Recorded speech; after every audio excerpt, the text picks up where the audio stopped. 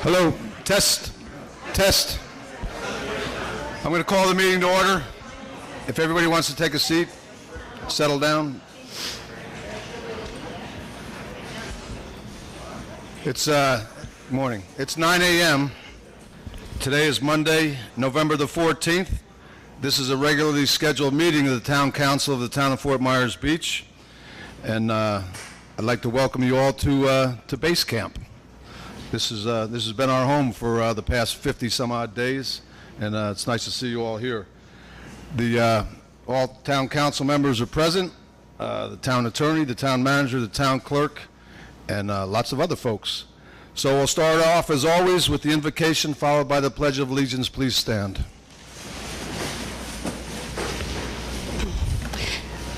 As we gather here today, we pray that we are ever mindful of opportunities to render our service to fellow citizens and to our community. We ask you to guide those who, as our government leaders, make their daily decisions that affect us, so that their efforts shall be motivated by the same great rule of charity and goodwill. Let us continue to strive to make a better world. Amen. I pledge allegiance to the flag of the United States of America and to the republic for which it stands, one nation, under God, indivisible, with liberty and justice for all.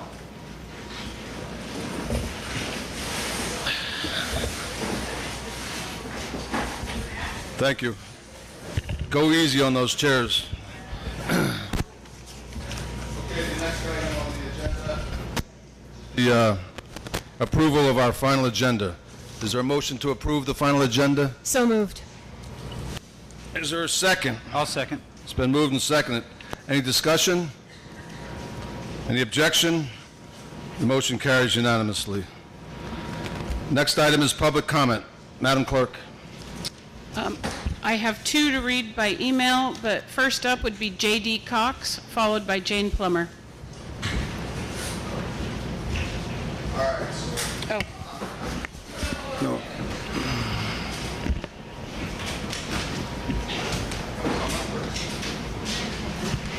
I can just stay here. Okay. All right. It's kind of different. All right. I'm J.D. Cox. I'm Fort Myers Beach Elementary School father. My daughter Aria goes to 4th grade at the beach school. Take a deep breath, man. Take a deep breath. Take your time. Take your time. We got all day here. It's my last day. I got all day. 1.5 years ago, my family lost our 1.5-year-old daughter to ATR cancer. While the loss of the daughter and a sister is the worst thing in life, the Fort Myers Beach Elementary School children and parents, all in every grade and position, were there to be consoling and created a gathering at the cottage, Fort Myers Beach, just as if we were their family and they were dealing with the loss too. Every child drew a picture that was hung at the entrance when we walked into this gathering. This was an incredible showing of community and family that we are a part of here at Fort Myers Beach and the elementary. Our children in the past 2 years have gone through the death of their sister, COVID, and now Hurricane Ian. They do not need to go through losing family and friends by not being able to go back to Fort Myers Beach Elementary and having to change their school location and friends on top of all the other loss. This is a lot for anyone, let alone kids at this young age, to go through. Please hear this and see how important this family is to the community and the true growth and backbone of what this island, community, and family is, and do what it takes to keep Fort Myers Beach Elementary open. We want this message to the kids as our message to be that when things go wrong or seem hard, we have to be strong and rebuild, not quit and give up. Please don't quit or give up the fight for our kids in this school. Thank you.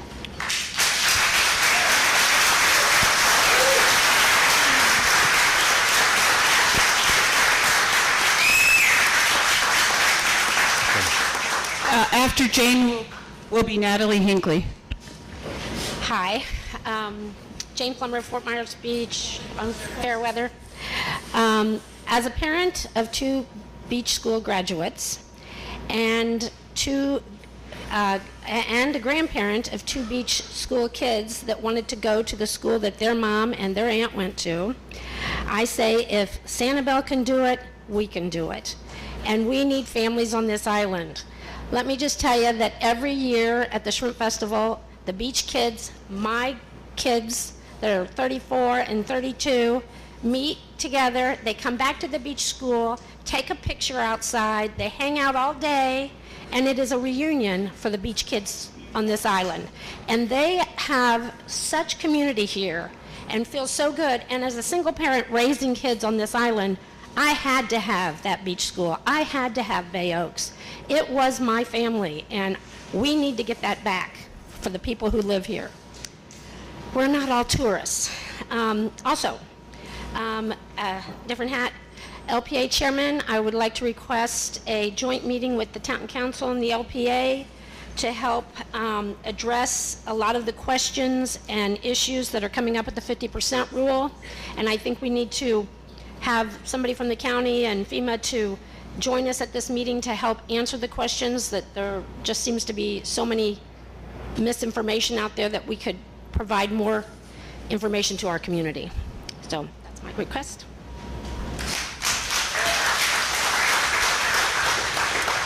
Natalie Hinckley, and after Natalie is Anita Saracita. Good morning, everyone. I'm here representing Fort Myers Beach School as a parent and the secretary of the PTO of the beach school. I'm not sure if most of you are aware, but they're trying to shut down our Fort Myers Beach Elementary School. The school is not only historic, but nothing has been done since the hurricane, and we all know how quick mold can take over. It's just been sitting there decomposing. And from my understanding, 25% of all of our taxes go to the school. We feel like everyone is giving up on us. You know, we've lost everything. And if you think that we're struggling, you have no idea what our children are going through right now. This school is a sense of normalcy for them. It's their second home. Everyone from our schools is like our family. We need to stick together through these hard times. And please help us not get this school taken away from our children. I ask on November 22nd, there will be a Lee County meeting that all the parents and all the teachers will be going to, and we ask for the council and for everyone here to please be there and represent the Fort Myers Beach School and students. Please don't close this school and give up on us. Thank you.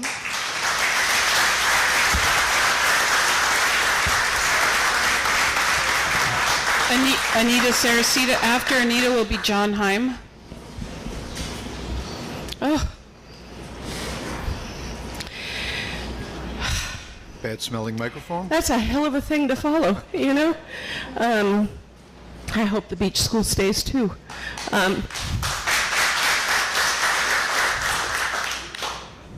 So, there are a lot of people in this room. I see Jackie and Scott, and there's a lot of people in this room who understand the stress that you all have lived through the last 6 weeks.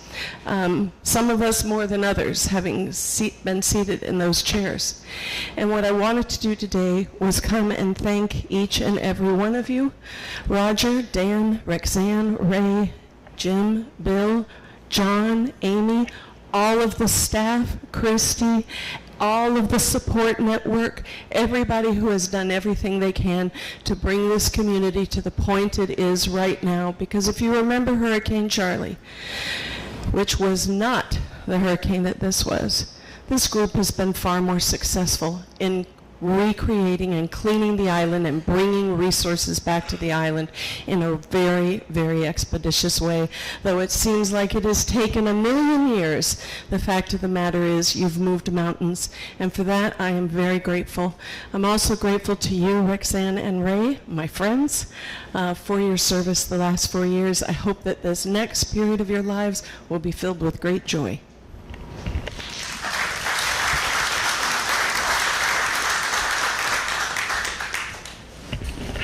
John Heim. Thank you, and kudos to the council. We're all going through a bunch of hard times, so it's probably the last time to point fingers at the politicians. My name is John Heim. I've been here 37 years on the island. Probably a lot of you know me from being a water quality expert. I'm going to speak to that, okay? A lot of the focus is on the road right now. I see people actually swimming in the water presently, and common sense would tell you not to go in there with all the debris and red tide right there at the mouth of the river, and the gates of heck are open from the Lake Okeechobee discharges. I'm wondering if the council can go a little further to make a public statement to say the water is off limits to everyone, and like emphasize that on the news and even put up signage. We've been at it forever. I know Anita worked hard on signage to get it out there for information. Thank you, Anita, for your hard work with that, getting that done. It's imperative that we don't have any more casualties or fatalities. Obviously, flesh-eating diseases out there. Red tide mixing with cyanobacteria from the river is going to create another ecological disaster. So we don't want people in this water. And if we can get the council to really overemphasize that the water's off. Hi, my name is John Koss. I live on the beach. My kids go to the school. I have a company on this island. This island is my roots, my family. I understand all the tearful things today about our school. It's time not to be tearful in the fight. It is ridiculous that this county's first communication with us was, we're taking your school. It's a travesty. Then people should be ashamed of themselves for what our families are going through right now. How much money does our town make this county? Way more than any other town. We cannot be tearful. We cannot lay down. We need to fight with everything that we have inside us. They cannot take our school from us. Thank you.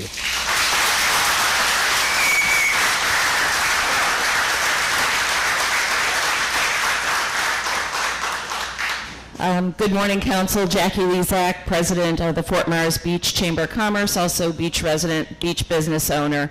I too want to thank each and every one of you for all of the service you've given us before, during, and after the storm. I know how hard you guys have worked. I've been here every day with you.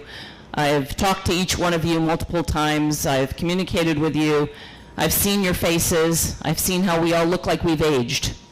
And I know that we don't carry this burden lightly. So thank you to each one of you. Thank you for the folks who are going to be leaving our council, and welcome to the folks who have chosen to step forward and serve us. Really, guys, this is a big job, and it's a thankless job a lot of times. So please use grace when you're speaking with all of the people who have served and are going to serve. We're not out of this yet. We have a long way to go. I also want to stand up for the beach school. I'm not a beach school kid, but I've been here since the early 70s and was homeschooled on the island as a kid during the winter. I didn't have the privilege of going to the beach school, but I sure wish my parents would have put me in the beach school, because it would have been pretty cool to be a beach school kid. I cannot believe that our school district would take away our beach school, especially at this time. So I will stand with you, the chamber will stand with you, and we need that school for the businesses. The business kids go to the beach school too. That's an option, and it's one we haven't explored well enough, and we need to do better letting our beach businesses know that their children, any of their employees, can come to our school. We need to get the enrollment up. It's about enrollment. And I thought we were at 80-some kids. I'm finding out we were at 50-some kids. We need to get it to 100. Talk to everybody you know. Find the families who have kids. If they're going to private school, challenge them why. Why are you spending the money to go to private school in town? Bring your kids back to the beach. Help build our community. Help build our future with the beach school. So if I can help anybody with that, you know how to find me. Everybody knows my phone number. With other things, if you need help, check out the Chamber's website, www.fmbchamber.com, and we have all kinds of resources on there, whether it's the school or help for folks or help for businesses, and I'm here to help. So thank you all, and let's fight for that school.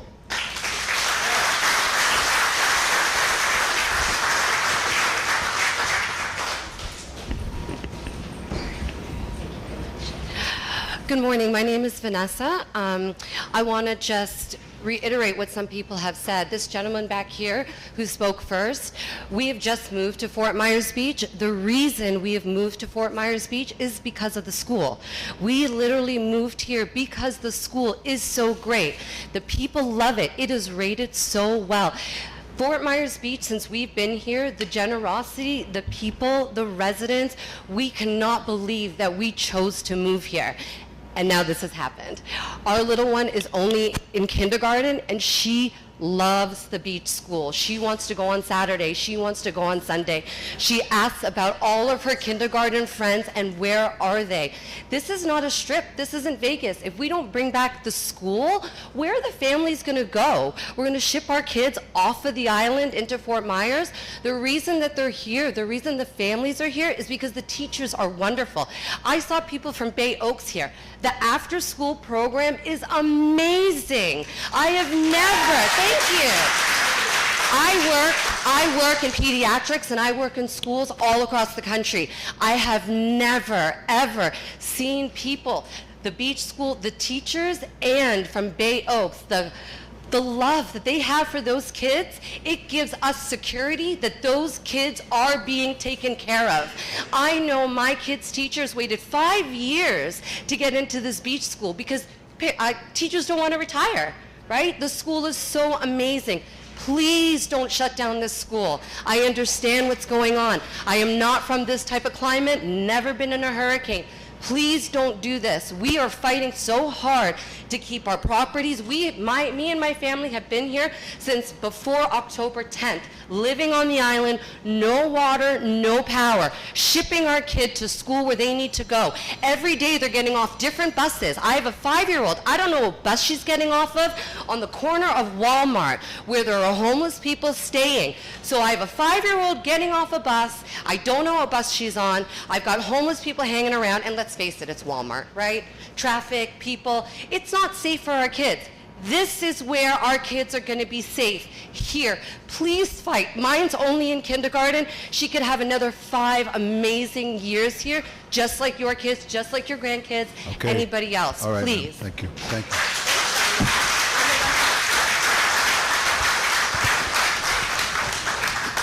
you. No, ma'am. I'm not cutting you off. I'm giving you the same courtesy I give everybody. It's 3 minutes. I'm not cutting you off. Okay. Anyone else? Oh, Mayor Holly Smith from Sanibel, ladies and gentlemen. Good morning, Mayor. Welcome. Hi, everyone. And I just wanted to say, you know what, we're all in this together. And I came here today to support the council, to support Fort Myers Beach. We are facing a lot of what you are facing. And if we do not work together, united we stand, divided we fall. So just know that the city of Sanibel is here to help in any way, as we're both having the same challenges that we're going to have moving forward, and we need to make sure that we all rebuild this together, because it is so important. What I hear here and what I hear on Sanibel, we are such special communities. And the word community is the most important thing, and it's a rare thing that we find anywhere. So please, come to us, let us help you, you help us, because I think together, being the beaches of Lee County, we're going to succeed together. So I am here to show my support for the council that I've known, for the council that I'm looking forward to get to know, and the work that you all are doing. It's been a tough 47 days. I count every day. Today is 47, and where we have come compared to where we were is absolutely amazing, but we do have a long way to go, and know that we're here to support you as well. So thank you.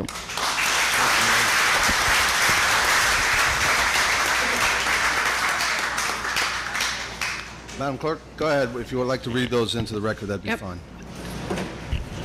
All right, the first public comment comes from Jennifer Rusk. Please consider self-certification in lieu of inspections when using Florida licensed trade contractors to reduce inspector workload and expedite repairs with appropriate expedited and ex post facto permitting. Also, please consider waiving fence permits if replacing existing fence with the like kind and quality. My pups need a secure place. The other is from Patrick Gromko. I am Patrick Gromko, resident at Widgeon Terrace. I wanted to congratulate Karen Woodson and John King on being elected as new members of the Town Council. I want to thank Ray Murphy and Rexanne Hossafras for their time and service to the community, and Jim, Dan, and Bill for their commitment to our town going forward. In our time of need, I would like to officially be an active member of the town's process moving forward as an active resident of Fort Myers Beach. I cannot be in attendance today and ask that the new town council heed my request that I have reached out individually. I look forward to the future and will do my best to be an active member of this town during the reconstruction and unity of our community. Again, congratulations to the new members, Karen and John, and the new mayor and vice mayor-elect, Patrick Gromko.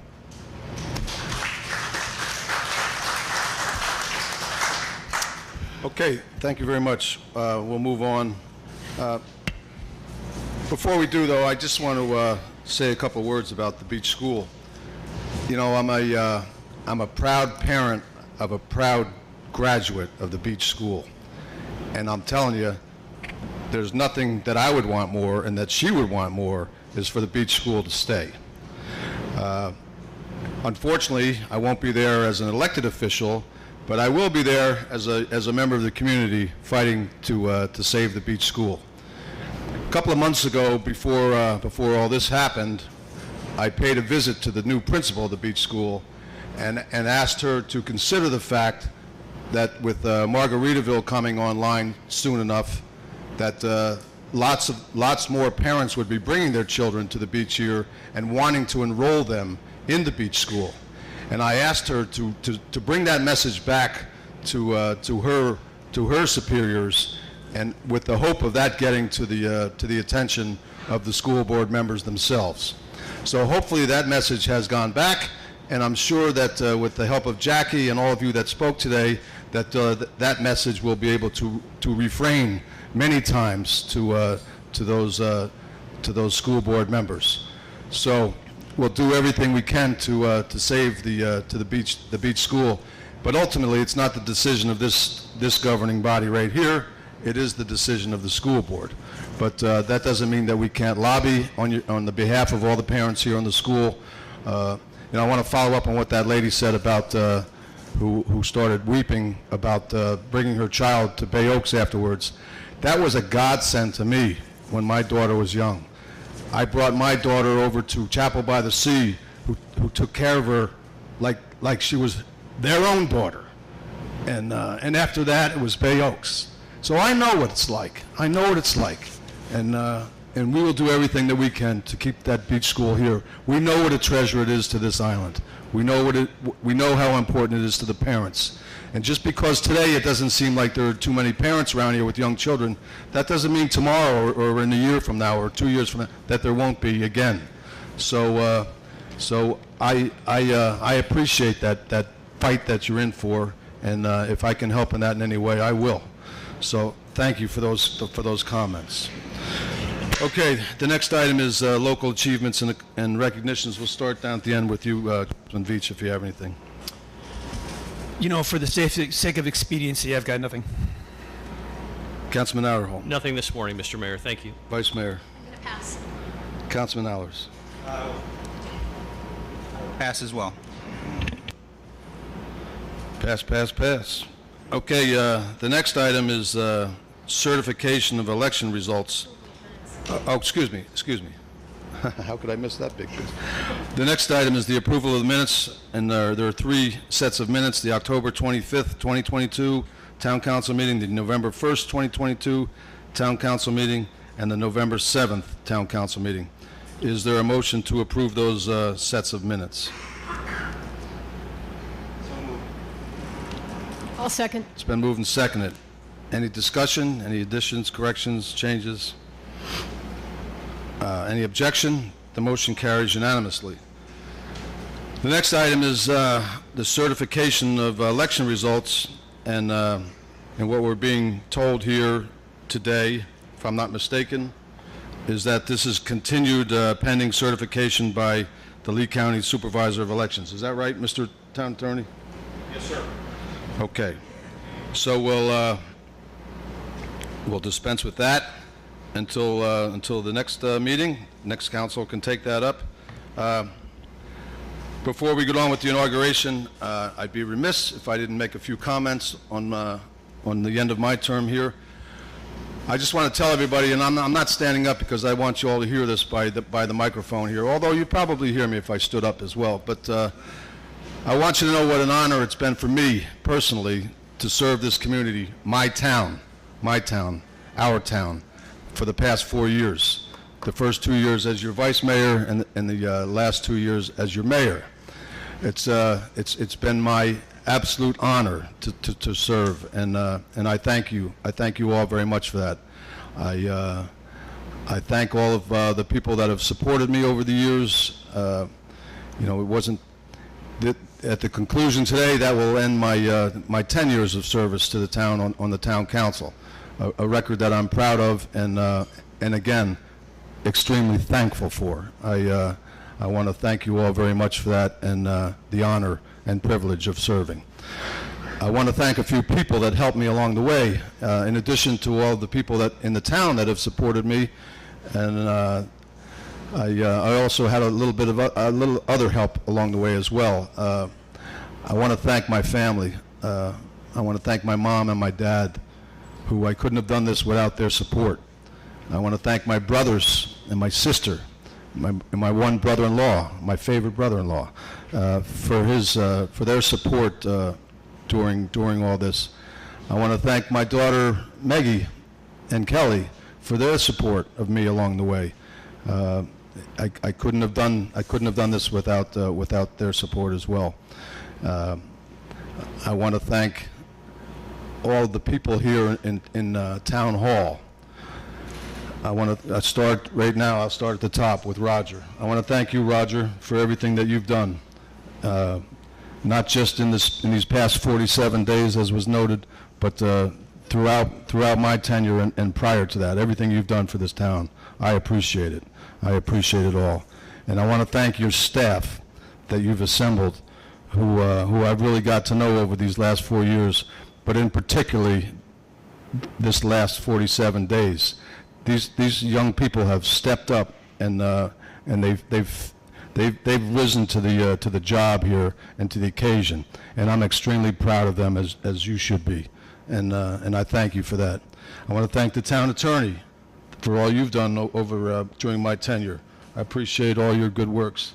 The town clerk, I couldn't get through these meetings without you, so I want to thank you as well, and of course all of my fellow council members. I want to thank you for putting up with me as your chair for these last couple of years. But anyhow, but there are really so many people to thank. But there's really one that deserves it all, and that's Cheryl.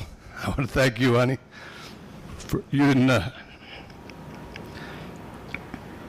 bargain for this, but you were there for me, and I appreciate it. So thank you.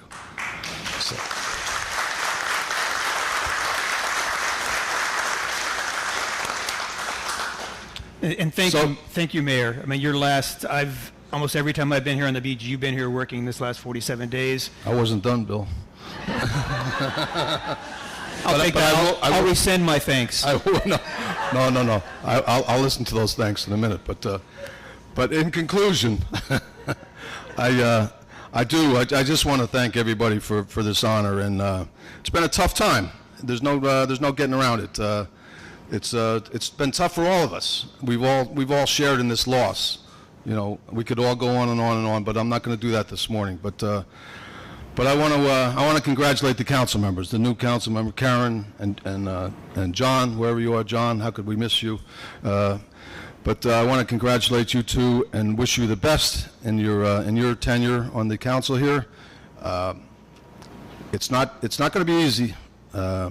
I have a feeling that I had the easiest part of this with this recovery business. The real hard part is coming, is the rebuilding of Fort Myers Beach. So, but I think you're up to the task. As a matter of fact, I know you're up to the task, and if I can give you a little bit of advice, I will. I just want to say that When help is offered to you, take it. Take it. Take it every time. If it weren't for the people that were here to assist us in this recovery, we wouldn't all be sitting here today under this tent. I don't know what we'd be doing. These agencies that came to our aid in our time of need and picked us up out of this rubble and got us back up on our feet, we owe them a debt that can never be repaid. And they're in this room right now. All these fellows here from Northeast Florida. Before them, it was New York's bravest, the New York Fire Department. Before them, it was our team from Louisiana that came in here. These incident managers who helped us coordinate, facilitate, navigate, all these steps that were required to get us up and going, to track all the FEMA maze that is involved in all of this. So I want to thank all of you, gents and ladies. Dallas, you're on board now, and your team, and all those that preceded you. We couldn't have done it without you, and as I say, we'll be forever indebted to you for what you've done. So, again, I repeat, if people ask for your help, take it. You're going to need it coming up here, but I have every confidence that you'll be able to succeed. I looked at all of your resumes. I didn't see any one that said town rebuilder on it, but I have a feeling that if you take that advice and take the help from other people, that you'll be able to pull us all up and make us proud. And I'm looking forward to that. I'm looking forward to that. I'm going to be around. This is my home. I'm not going anywhere. But again, I'm stepping down. But I'm thankful for the time that I was here and that I served. And I wish you all well. And I thank you one more time. Thanks so much, everybody.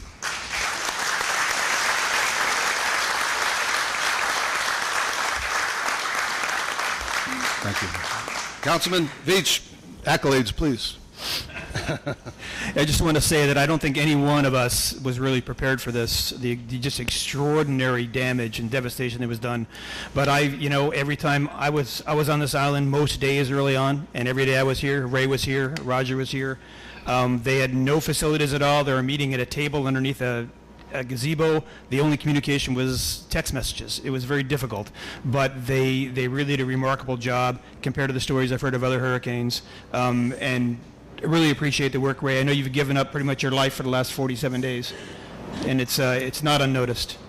Thank you, brother. Thank you. Mr. Mayor. Should I take this opportunity? Yes. Oh. I don't know if I'll get... I'm sorry.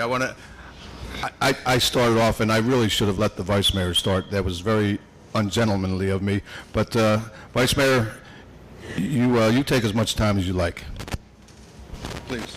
I pride myself on being brief, and hopefully people really listen to what I say, because I don't say a lot. The first thing I'd like to say is that I am truly grateful for the citizens of this town granting me the opportunity to serve them, because that's what I believe is important.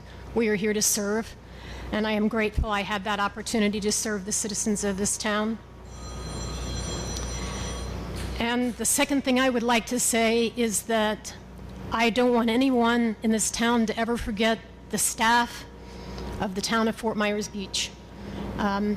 They have been extraordinary. Before this happened, they made my job easier being a council person. They answered every question I ever had and assisted me in every way I can imagine. The hurricane, well, first of all, we had COVID, and they stepped up in ways that I was amazed. And then we had the hurricane, and they stepped up again. I can't even explain to you all of the things that I've seen them do, and this town should be so grateful for its staff. They are the ones who make everything happen. We're up here talking a lot. We get all the press. We get our pictures in the paper. The staff is the people. They are the ones who make it happen. And I hope that future council members remember that. And again, I thank you for my opportunity to serve.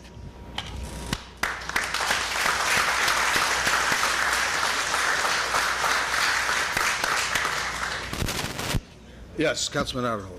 I may say briefly, I truly believe that public service is a calling, and I would say to both Ray and Rexanne, thank you for answering the call.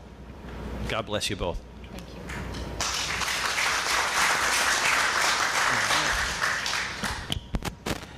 You know, I'd say the mayor and vice mayor and I have been attached at the hip, it seems, since 2019, when the three of us were running against each other.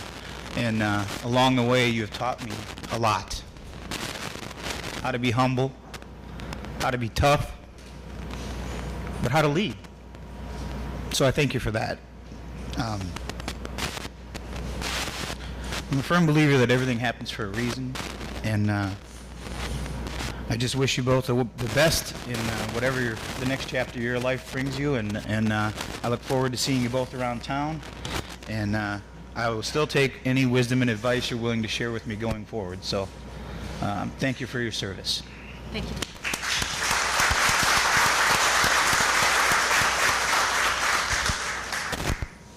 Don't worry about that humble. Hello? Don't worry about that humble part. That'll wear off soon enough. But, okay. Well, then we'll move on. The next item is the inauguration. So, Town Clerk, you want to take over? Town Attorney? Whoever's going to do the honors here. We do not know whether or not either Ms. Woodson or Mr. King have someone who they would like sworn Sure. in. If not, either the clerk or I can do that for them. All right, well, why don't we do ladies first? Karen, if you have someone that you want to swear you in? No? Okay, then come on up, the clerk will do the honors.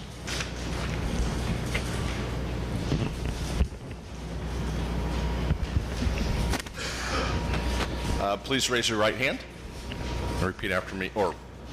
I do solemnly swear or affirm I do solemnly swear or affirm that I will support, protect, and defend that I will support, protect, and defend the Constitution and government of the United States constitutional government of the United States and of the state of Florida, and of the state of Florida, that I am duly qualified to hold office that I am duly qualified to hold office under the Constitution of the state, under the Constitution of the state, and that I will well and faithfully perform and that I will well and faithfully perform the duties of Fort Myers Beach Town Council, the duties of Fort Myers Beach Town Council, on which I am now about to enter. on which I am now about to enter. So help me God. So help me God. Congratulations. Thank you.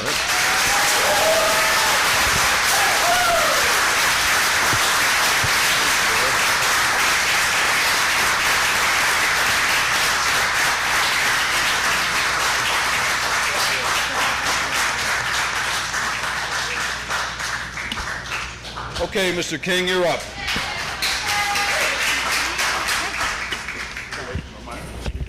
Okay. I'm always good at her telling me what to do, so I never have a problem with that. I do solemnly swear or affirm I do solemnly swear or affirm that I will support, protect, and defend the Constitution that I will support, protect, and defend the Constitution and government of the United States and government of the United States and of the state of Florida, and of the state of Florida, that I am duly qualified to hold office that I am duly qualified to hold office under the Constitution of the state, under the Constitution of the state, and that I will well and faithfully perform the duties of Fort Myers Beach Town Council, and that I will well and faithfully perform the duties of Fort Myers Beach Town Council, on which I am about to enter. on which I am now about to enter. So help me God. So help me God.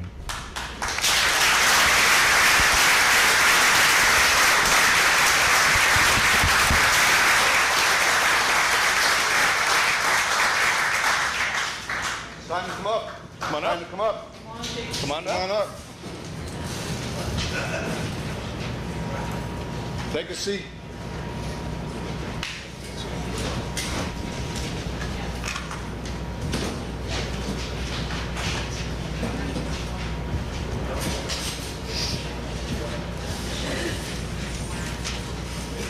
Is there a difference? No.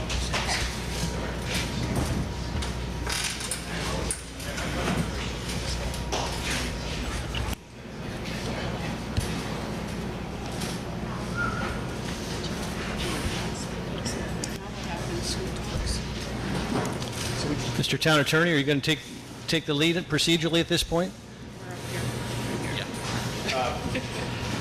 Sure.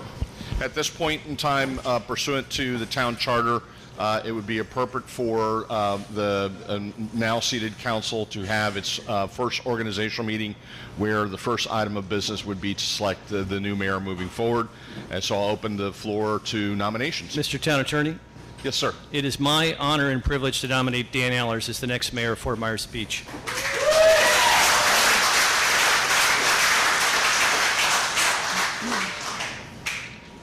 Unless there are no other nominations, then you would put the matter to a vote.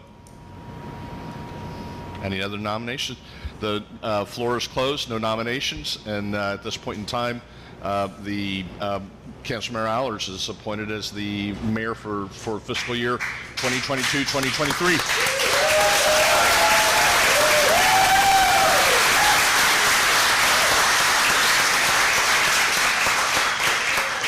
So your first formal function, Mayor Allers, is to open the floor to nominations for vice mayor. Wow, that's a big one. I would like to open the floor for nominations for the vice mayor. I'll nominate Jim Adderholt, the vice mayor. I will second. Again, unless there are any other nominations, then we'll close the floor and put the matter to vote. Seeing no nominations, you can take a vote. First order of business. In the vote for Jim Adderholt as the vice mayor, council member Woodson, do we do roll call or just? Just ayes or nays. All in favor? Aye. All opposed? Unanimous. Motion passes unanimously.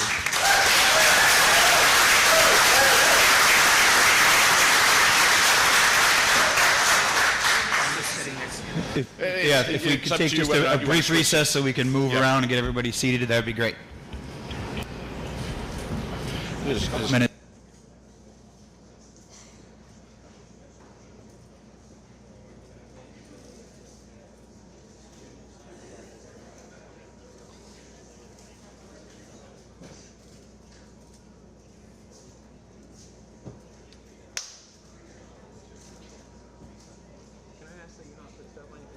This equipment's kind of iffy.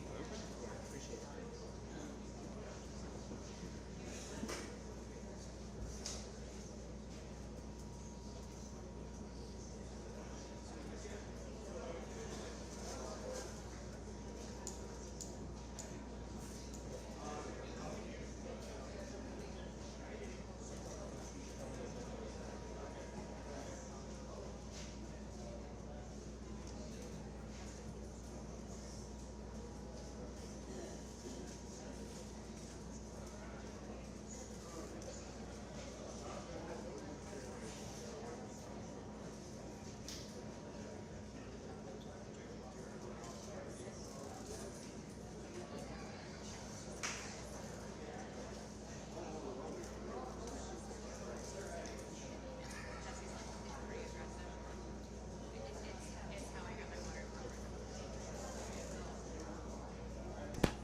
Let's call the meeting back to order.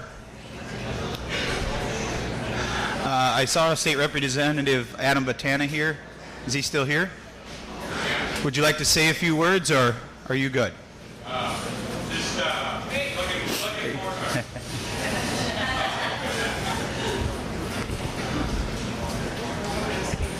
Yeah, no, thank you. I just want to say that I'm here, looking forward to the council. Thank you to Murphy, past mayor, and we're looking forward to working together to rebuild Fort Myers Beach. We got a lot of help here from Holly Smith. We hear you about the school, and we'll keep working towards that. So we're going to be here for the long haul. Thank you. Mr. Mayor, Adam, before you go, would you grab the mic again? I just want to say yesterday, I happened to be at, I think it was yesterday, it's all a little bit of a blur. I happened to be at Bayfront Bistro, and I saw our now mayor and our fire chief coming into the bistro. They went up to the second floor, and I had to use the restroom, so I went up there and saw what was going on, and I happened to see them addressing a group of, I now found out were 14 state legislators that were brought to our island by Adam Botana and a couple other folks that I'm going to ask Adam to recognize. But yesterday, and I served in the legislature in Indiana, and I'm telling you what, they have 14 Florida state legislators, all freshmen from all around the state, here to tour our island, to meet our new mayor, to meet the fire chief, to hear and see firsthand what we're going through. When Adam goes back to ask for help, for financial help and for other help for our community, he's got 14 people that have been on the ground firsthand that took their whole day to come down here to see it. This is right after an election. I've never seen anything like it, and so I want to recognize Adam for that.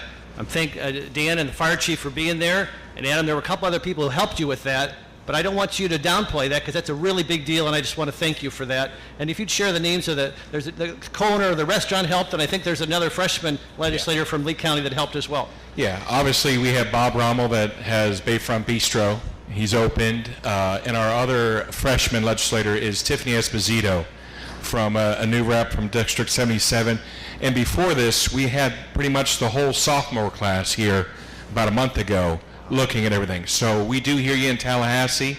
I'm going to fight for every dollar. I'm a business guy, so we're going to bring a lot of money back to our district for Sanibel, Fort Myers, Bonita, everywhere that needs it. Matt Lachey.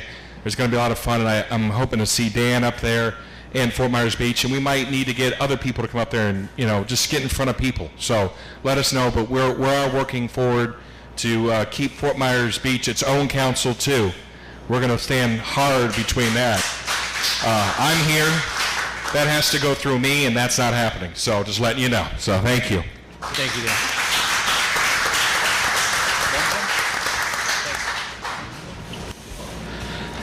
Do you want me to read this in now or later? Okay, I'll read this resolution into record now. It's Resolution 22-40. Make it easier. A resolution of the Town Council of the Town of Fort Myers Beach, Florida, amending and extending the proclamation that a state of local emergency exists because of the catastrophic impacts caused by Hurricane Ian, providing for conflicts, providing for Scrivener errors, providing for severability, and providing for an effective date. Do we need to take a vote on that? Historically, it's all those in favor, all those opposed. All those in favor, signify by saying aye. Aye. All those opposed? Motion passes unanimously. If my fellow councilors will indulge me for a minute, I put together something that I wanted to read so I didn't forget anything. I've handed a copy, or had the town clerk hand a copy to each one of the members. I just want to thank the council for putting its confidence in me to lead the town at what will surely be its most challenging time. A good friend recently told me that leadership is not about being the best. Leadership is about making everyone else better.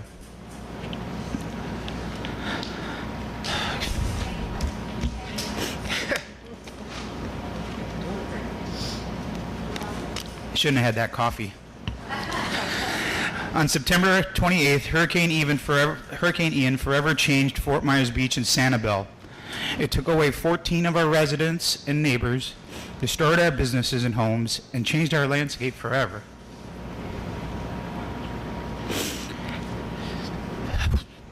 Sorry.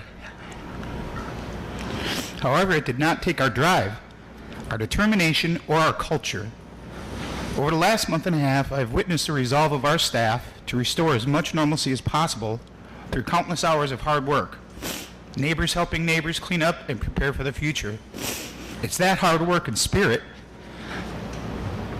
that has made and will continue to make Fort Myers Beach our community, our home. I'm really sorry. Don't apologize,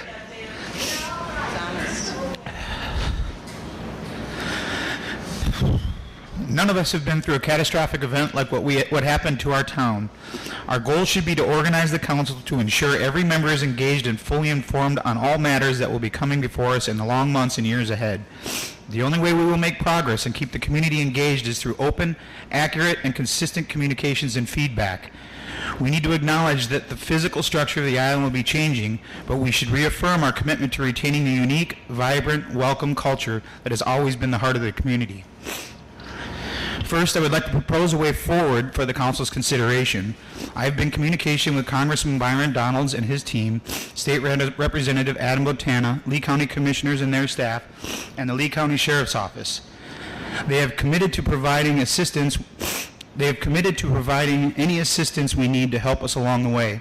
I'm asking for the consent of council to allow me to pursue those talks and identify specific resources, present those proposed resources and roles to you, and with your approval, formally engage those resources to come in and provide experienced advice to this council to help us organize our activities through this critical period of recovery.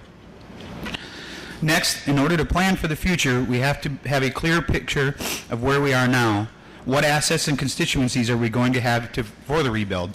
The information we have been using to base our decisions on over the last several years is planning our future has drastically changed.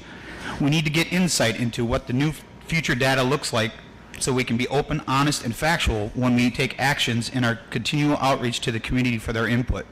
So I'd like to propose the following to get us started down that discovery path. Finances. We need to get an accurate, objective assessment of the town's finances, where we stand now, how much will we recoup from insurance, FEMA, and other government and private sources.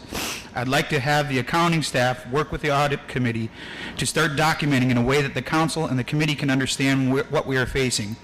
For example, in the current budget, what revenue streams are no longer valid, what expenses can be cut, what expenses will increase, and what are our current debt structures. Arriving at this will not be a one-person job. It's going to take all of us getting deeply involved and informed. The town needs to urgently recruit for and hire a finance director that can take charge of coordinating all the monies and begin to map out the next 5 years of our financial condition.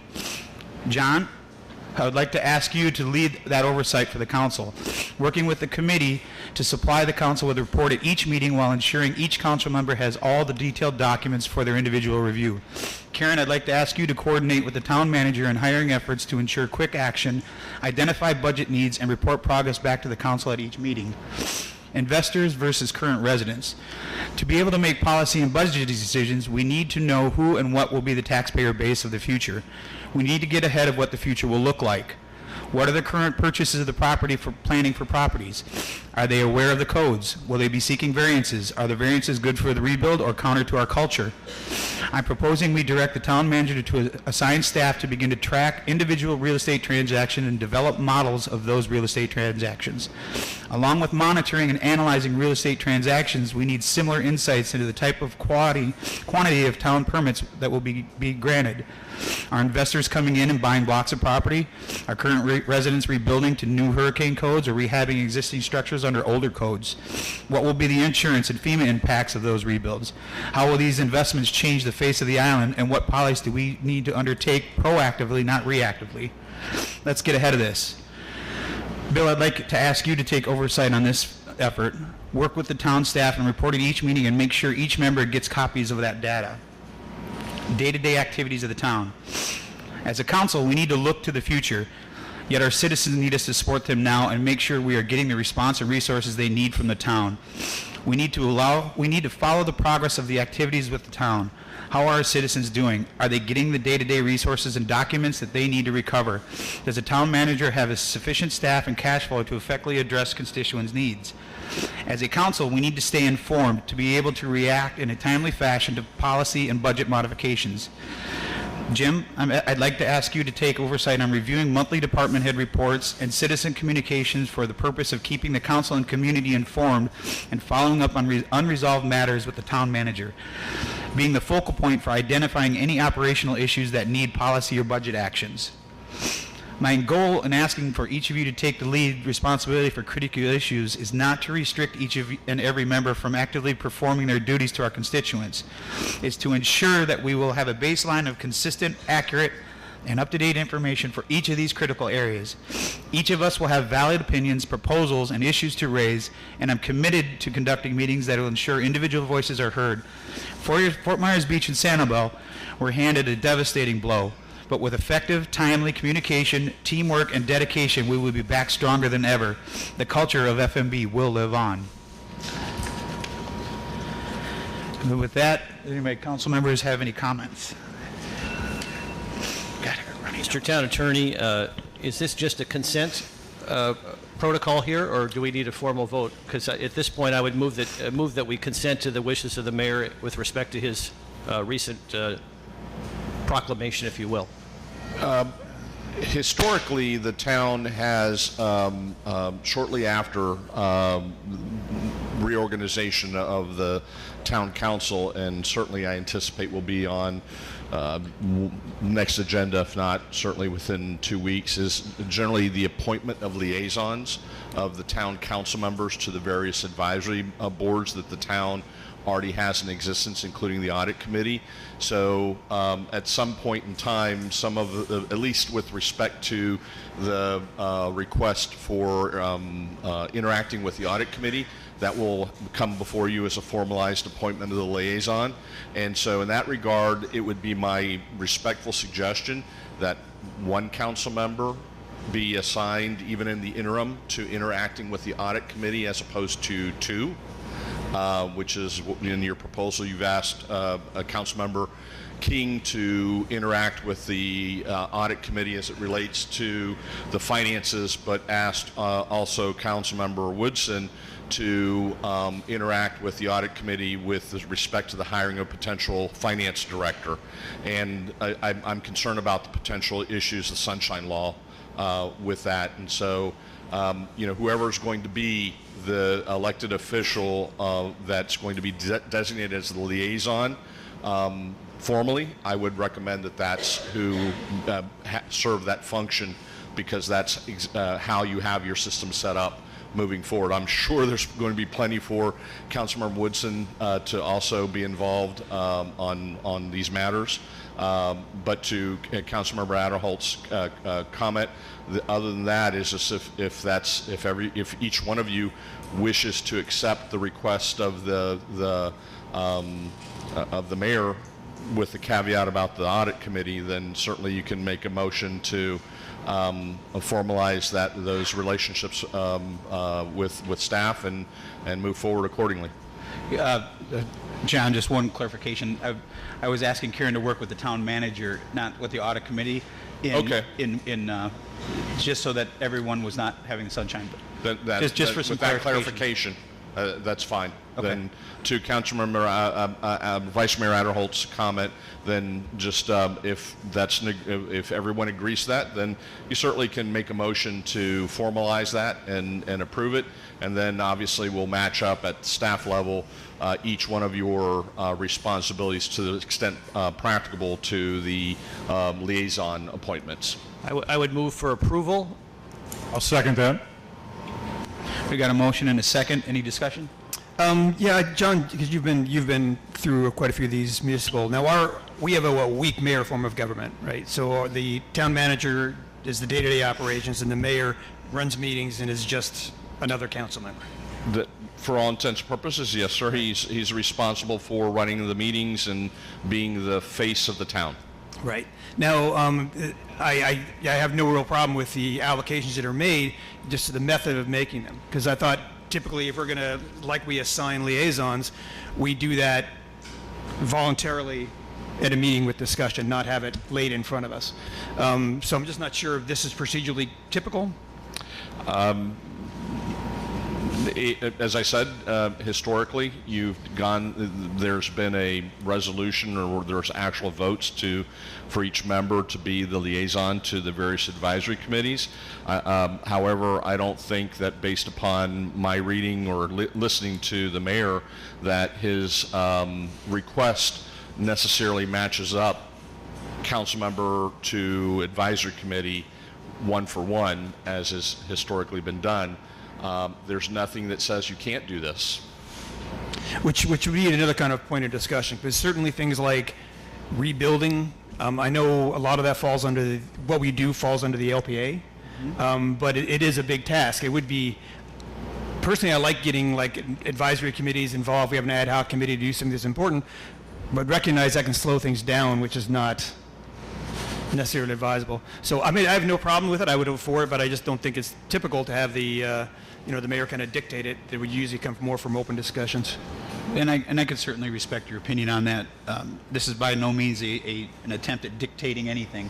It was a way for me to try to get ahead of the game, to try to decide what I felt would be the best action to divide and conquer, if you will, to get weekly updates, to provide information to this council as to where we are with staff movement, as far as where we are with moving forward. As we all know, we're in for a long uphill battle.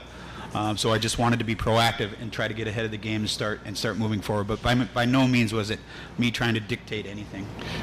And one last thing, I think, to Councilmember Beach's comment.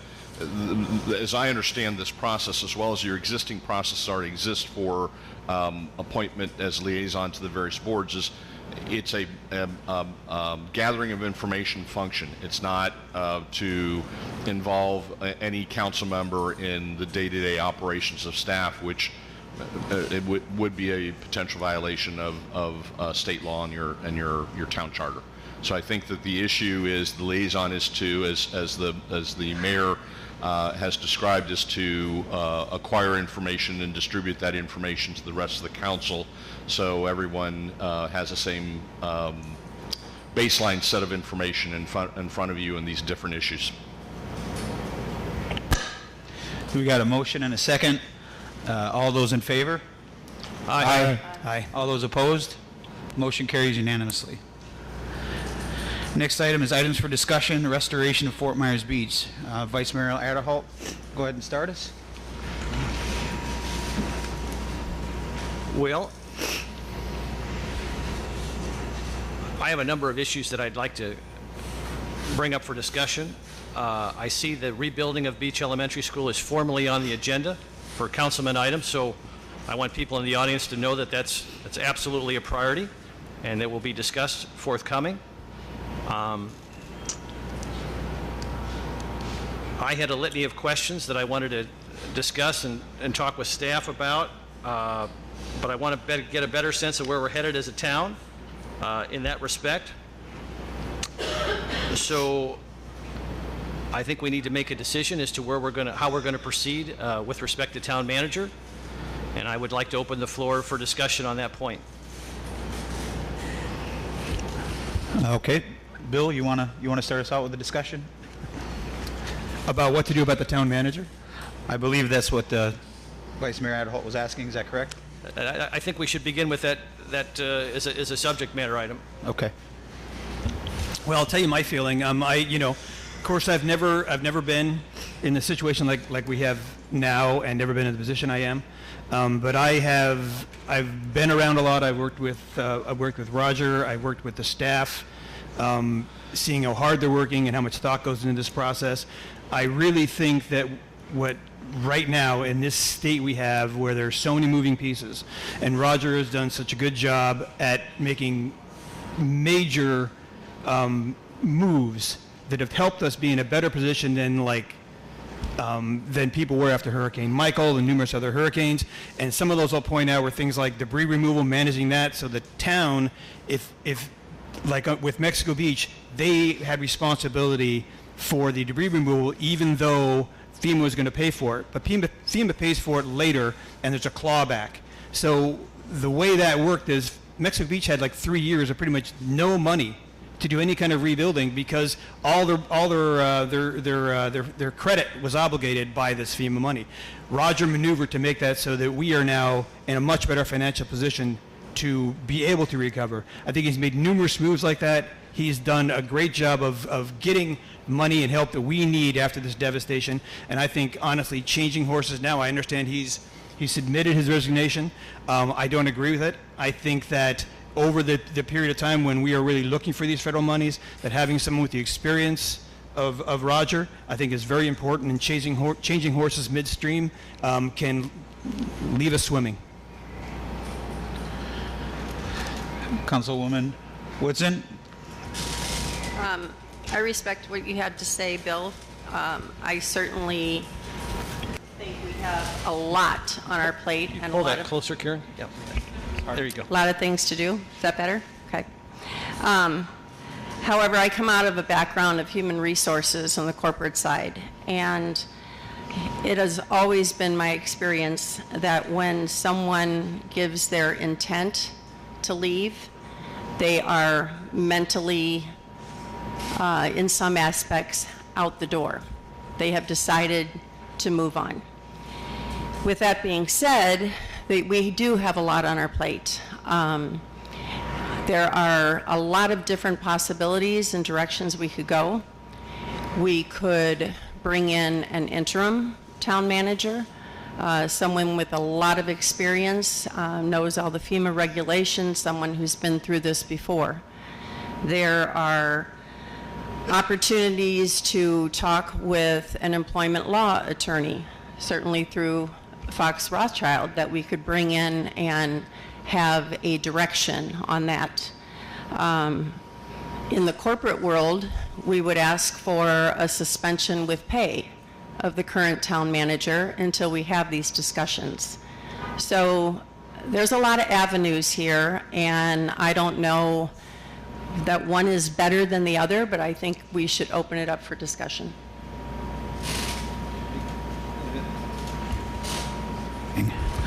Councilmember King?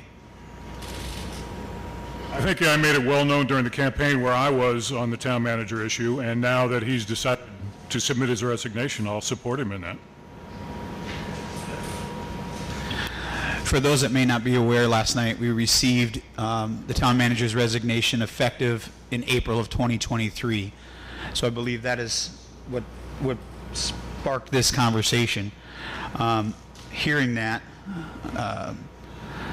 I certainly have had my disagreements with the town manager. That's well known. But as I said before, I think he's been very strong in what he was brought in here to do. He was brought in here to get us out of financial crisis, and he did an excellent job at that. I do agree with Councilmember Woodson that usually when somebody gives their resignation, they have mentally checked out. I certainly have stated in the past that I'm for moving forward. Long before this happened, as I said at the beginning, we've all been through very, very hard times. I mean, I was sworn in via Zoom. So, we've dealt with red tide, we've dealt with the coronavirus, which we thought was going to be the worst thing ever, and now this. So it's surely a tough time, but if it's done anything in my mind, is it's reset the clock on what the next chapter of Fort Myers Beach will be. It's reset what we can do. I think everyone in this room and everyone sitting up here believes that keeping this culture is the most important thing for this community. The buildings are going to look a little bit different. I think we all realize that some things are out of our control, but there's a lot that isn't in our control. And I believe having someone that can stand in there that's willing to see this through over the next few years is the best route for the town. With that being said, is there any motions on the table? I'd like to counter one kind of comment that was made. Roger has been around through a number of towns, and he's seen the writing on the wall even before the election. But I have not seen him, go into coast mode. He has been very engaged. I think that if he's willing to stay here until April, where he could just leave and collect up the paycheck, I think we'd be foolish to not do that and give us the time to search for a town manager if that's where we're going. An interim town manager, I think it's someone who just would have to come in unfamiliar, and I think that would be a detriment to our recovery. That's fair enough. I too have been here every day and have seen what Roger has done and what he's been doing. But this is a monumental storm. I think it requires someone that has been through it to this magnitude. It requires someone that will take the leadership role very seriously, that will direct, that will work well with others, that will seek every dollar. Not that Roger hasn't tried to do that part. But I feel it's a time that we need, in order for us to start our rebuild, we need to start moving forward with someone that has been through this to this magnitude. But again, I will say, if there's no motions on the table, anyone? I would just add to the public who's watching this, because it's a little strange, and quite frankly, it's strange for all of us up here. We received Roger's resignation letter late yesterday. And you got to remember, we can't talk to each other because of the sunshine laws. So it puts the council in an extremely difficult situation. For me, I think we need to have a transition, but I want that transition to be smooth, and I want it to be seamless. And I would yield to the mayor, because again, it's been difficult for us to communicate. I would yield to the mayor to discuss potentially what the plan, what he envisions as that plan for transition might be, so we can at least know that before we take this most serious action. Sure. As I said at the beginning, I've been in communication with some of our state and federal reps and local people, and they have assured me that help is there, should we want to take it, to help direct us as we search for a long-term solution. In speaking with them and some of the people that are involved, I have no doubt in my mind that a clear transition could be made very quickly, to be able to step in and continue on what Roger and his team have worked with three ICP people now. So I feel confident in that, working with the state, the federal government, along with Sanibel and Lee County and Lee County Sheriff's Office, that a transition can be made. It's not hard. It's not easy for me to even say that, because I do consider Roger a friend. I do consider him that he's done a good job. But I think the fact that he's willing to step down, it's time for us to move forward. And I believe we have the support and we have the help from all the other agencies to be able to step in and help us through the next few months as we look for a long-term solution. That's exactly what I needed to hear. Mr. Town Attorney, do you have advice, or Karen, with your HR background, do you have any advice to how to structure the motion? Well, as I understand it, you really have three options: accept the manager's tendered resignation along the terms and conditions which he submitted, or reject that and presumptively move to terminate him, subject to compliance with the terms and conditions of the employment contract between the town and with the town manager, or three, negotiate a separate severance that obviously would be would require the manager to indicate his willingness to do something different than what's set forth in his letter of resignation. And if that's unsuccessful, then you're back to either one or two. You accept the resignation or terminate, subject to the terms and conditions of the employment contract. Now, John, just to clarify some of those terms and conditions, from what I read, what you sent and what Roger sent, we will pay Roger until the April date anyway, right? Because that's part of his contract? That is correct. And if we terminate without cause immediately, that would still be April, or would there be a additional severance on that? Under the terms and conditions of the contract, the town would have to pay the manager 20 weeks of severance payment, plus part of the severance would include his accrued vacation and sick time. And pay him till the end of his term in April? No, that's the 20 weeks? That's the terms if you were to exercise that clause today.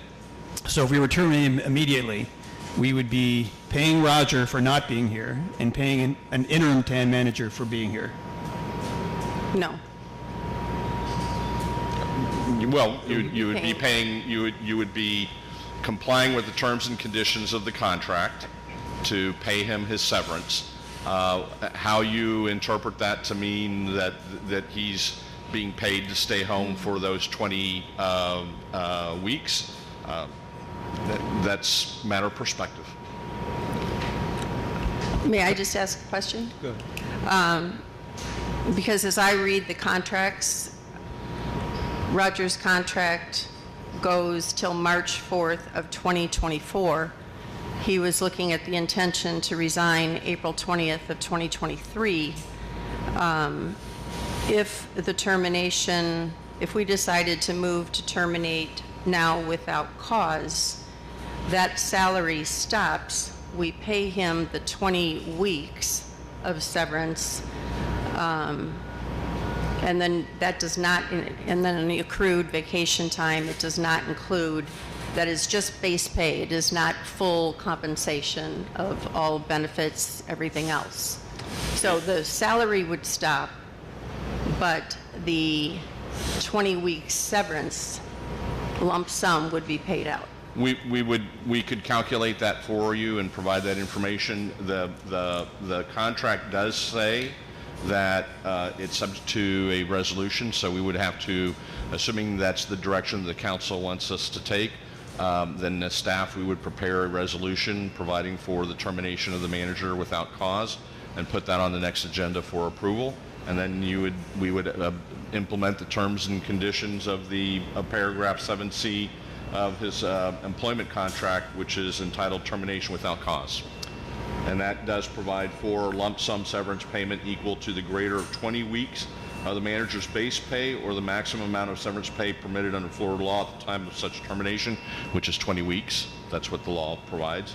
Plus, the lump sum severance payment shall be in addition to any payment for accrued but unpaid leave to which the manager may be entitled. Now, if we accept his letter of resignation, is there severance pay if he retires? No. He would be entitled to at the end if he were to stay on for the 20, through whatever the date is. April 20th, 2023. Then he would be entitled to all of his accrued benefits that any other employee would be entitled to upon termination of employment, which is generally their accrued sick and vacation time. But my understanding, though, is even if we had Roger stay until April 20th of 2023, there's still another year on his contract, so we would still be bound to pay the 20 weeks of severance. But he's resigning. No, he's resigning. If you accept his letter of resignation that ends in April, then he's resigning, he doesn't get severance. That's what the attorney just said. April 20th, the severance is for... Okay. Yep, I got it. Councilor King, you got comments? Yeah, I'm wanting to bottom line this and make it easy for everybody that's watching and for myself personally. What saves the town the most money? Accepting the resignation or his termination? I guess the question would be, John, if you accept the resignation, does the clock, if you will, continue to go and roll on for accrued PTO? And I don't have the letter of resignation in front of me, but it did ask for benefits as well. So would that accrution of PTO keep building through the end of the resignation?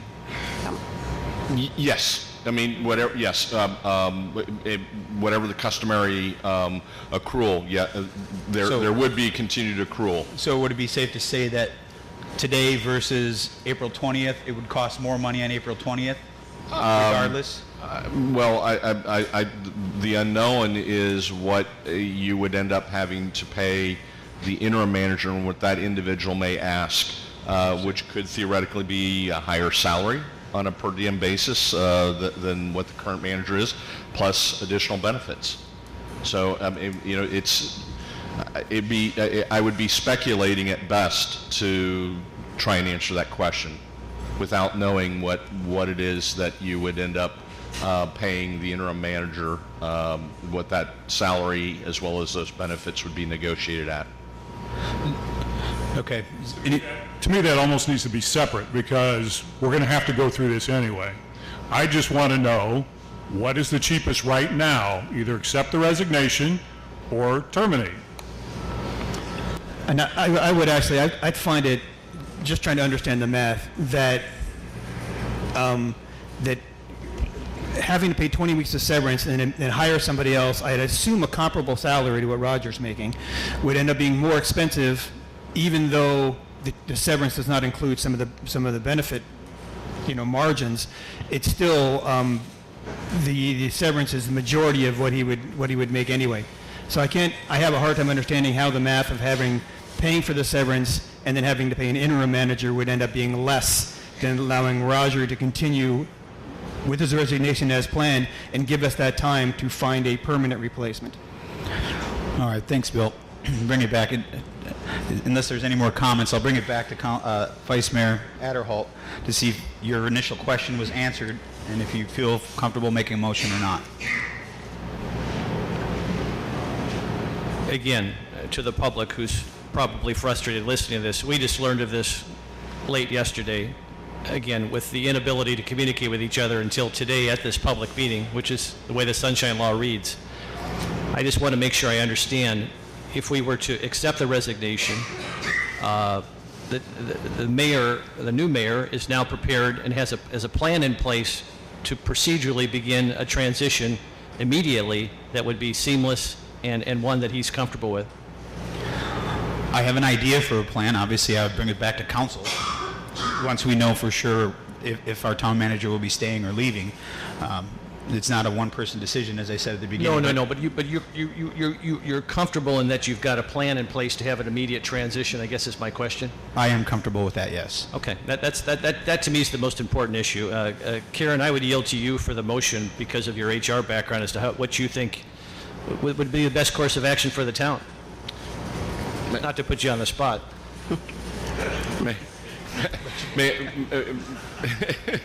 Councilman Woods. Before I make this motion. Before you make the motion, may I, one alternative that I would potentially suggest, particularly in light of Councilmember King's desire for knowing what the financial impact analysis is, which no one has that information at this point in time, is to, again, unless the staff already has that information, which I see the manager, but one of the things to do between now and the next meeting is, theoretically, you could ask the manager to put him on paid leave for 1 week while we procure this information, provide their information, and see if we can, give you a clearer picture to allow you all to make a better informed decision at the next meeting. And in the interim, obviously you would have to designate someone to step into the shoes of the manager while he's been put on paid leave. Well, with that input, I am comfortable in making a motion that we... Yes. Go ahead, Roger. Thank you. So, as best I tried in the letter I sent to the council and the council-elect at that time yesterday, try to provide you with a glide path as best I could. So, having heard your comments today, I think really probably the best thing for you all to do is to proceed with the new manager. And I think with respect to the compensation, I'll answer Councilor King's question. It's probably a little cheaper if you elected to accept my resignation today versus waiting. So, just to answer your direct question, I will say this: the difference between the package is not significant, but it is a savings, and I understand you have a responsibility to the taxpayers, so if you feel strongly about A, a change is warranted, and B, you want to try to save taxpayers a couple bucks along the way, frankly at my expense, then that would be the appropriate motion to do that. One thing I'm a comment, and the idea of waiting a week kind of plays into this, is Dan, you've talked about a plan, but you don't want to really detail that plan until we deal with Roger. That makes me uncomfortable because we're voting on something that we haven't seen. If you have a plan, I think that it behooves you to air it out to the council before we make a decision that may affect whether or not we go that way.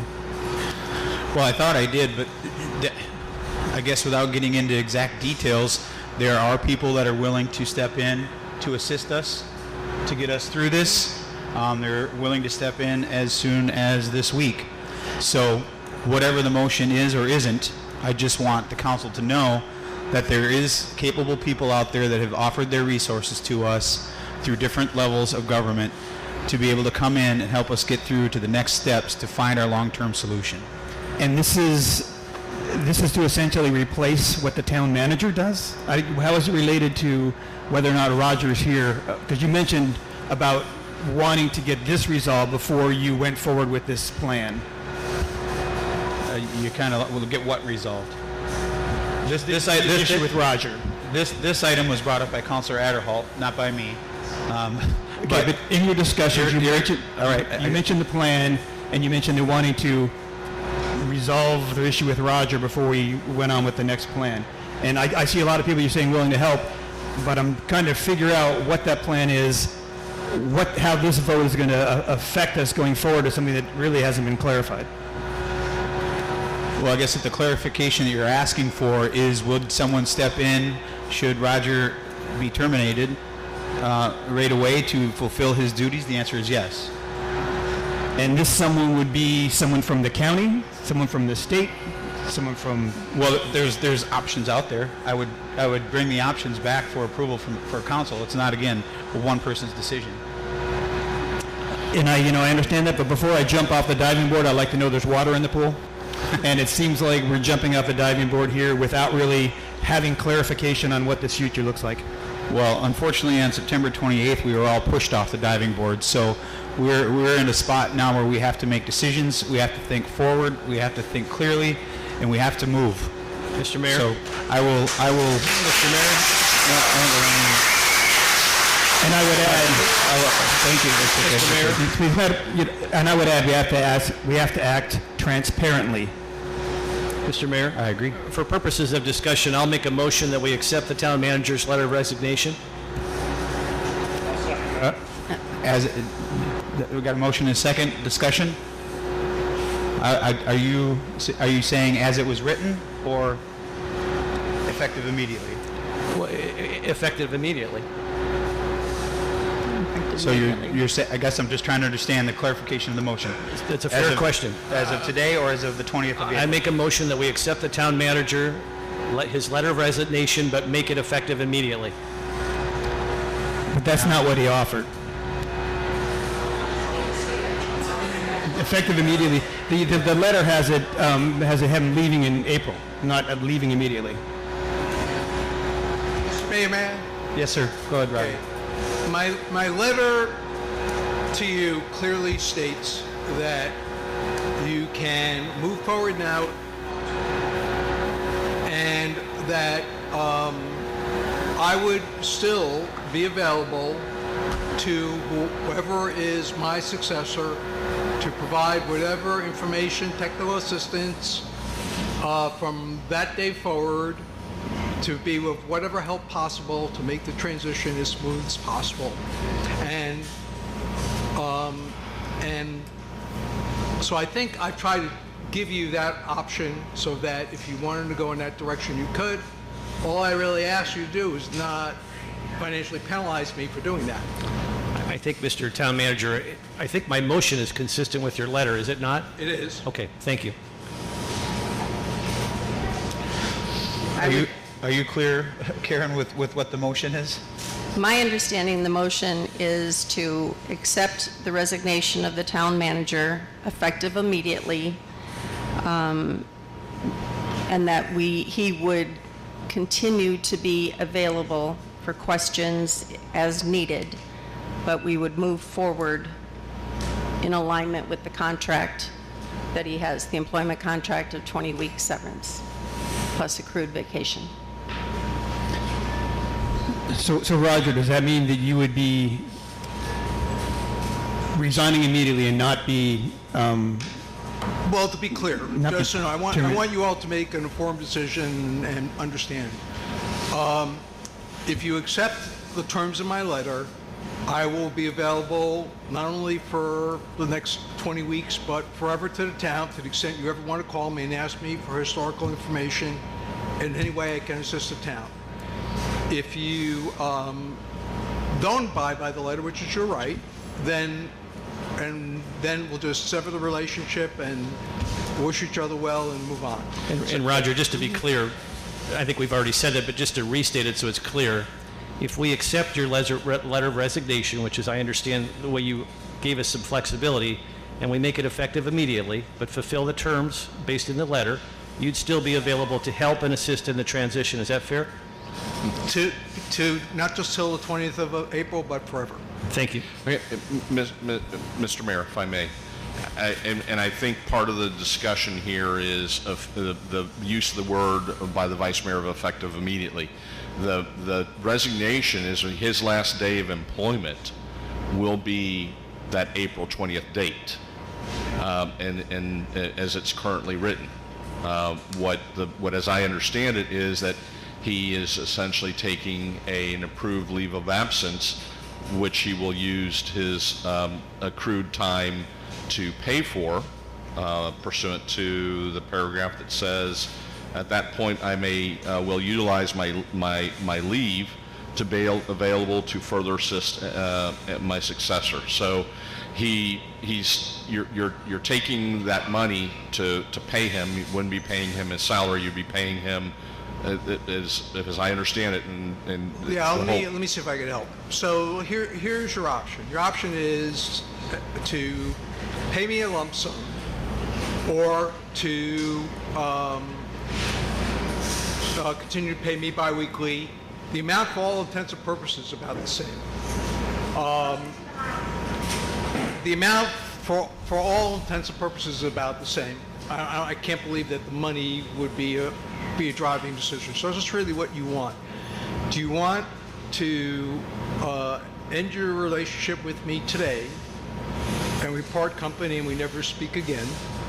Or do you want to maintain a relationship with me to the extent that I could help the town going forward with the transitional group or person that the mayor was alluding to, and anything else going forward into the future? And that future does not end on 24th. I felt that you have been respectful of my request, and I would be available to you forever if you accept the terms as I've outlined in the letter. I don't know how else to say it. I think Vice Mayor has it on point, and if there's support for that motion, I think we can move forward, and if there isn't, then I guess we'll talk about it some more. Thank you. Any other discussion? Go ahead, John. Again, may I kind of a variation on where I think that Councilmember Woodson was at, which is to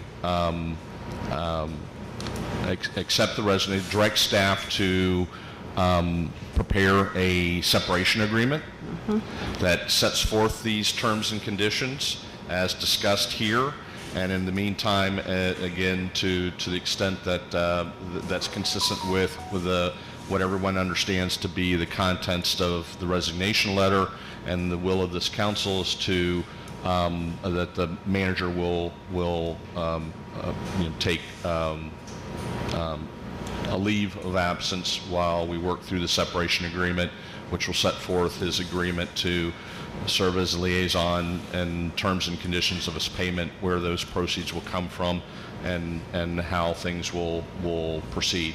That way there's no misunderstanding of what the parties anticipate, and we'll put it in writing and bring it back to you at the next meeting, assuming that's acceptable to this council and the manager. And John, just to be clear, just for folks who are watching, the authority for the town manager position shifts this morning. Roger's available for counsel and advice, but the authority shifts this morning. Is that your understanding? That's my understanding, and in fact, it would be my suggestion that as soon as you dispose of this item, that you take up the discussion and selection of an interim manager in the meantime. Very good. I call the question, Mr. Mayor. We got a motion and a second. All those in favor, signify by saying aye. Aye. Aye. All those opposed? Nay. Motion passes 4-1. Okay. Is that motion to bring back the separation agreement? Yes, yeah, that is to give staff the direction to bring back the separation. I thought the motion was still on the, to accept the resignation, effective immediately. Yeah, yes. As I understand it, is to accept the resignation subject to the preparation of a separation agreement that will be brought forward together with the resolution at the next council meeting, setting forth the terms and conditions in the resignation letter in a formal separation agreement. Now, is that the understanding of the motion maker and seconder?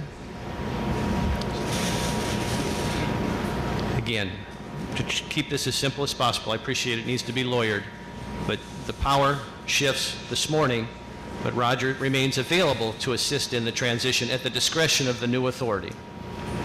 That's my intent. And if that's consistent with what you just said, I'm So comfortable I have with a that. question, Yep. I'm sorry. My letter is very clear. If we don't need a separation agreement, in my opinion, it's very simple. If you want me to continue to be available to the town now until forever, for whatever technical assistance I can provide. It's very simple. Accept my letter effective today. And then we can move forward in a positive way for everybody involved. I frankly do not want to have to come back and re-talk through this next week or the week after, and try to restate this in some type of separation agreement. We have a very clear understanding. I think it's in the town's best interest. So if that's the case, I think, let's find out whether this includes a separation agreement or not. I don't think one's necessary. I think the terms are pretty clear, but I'll leave it up to you. John, based on what the town manager just said, is it legally required to have a separation agreement? No, sir. Or is the resignation letter the separation agreement? From the manager's perspective, he believes it is. If you approve the resignation letter, it would have that net effect. I would be remiss in not doing my job if I didn't say that the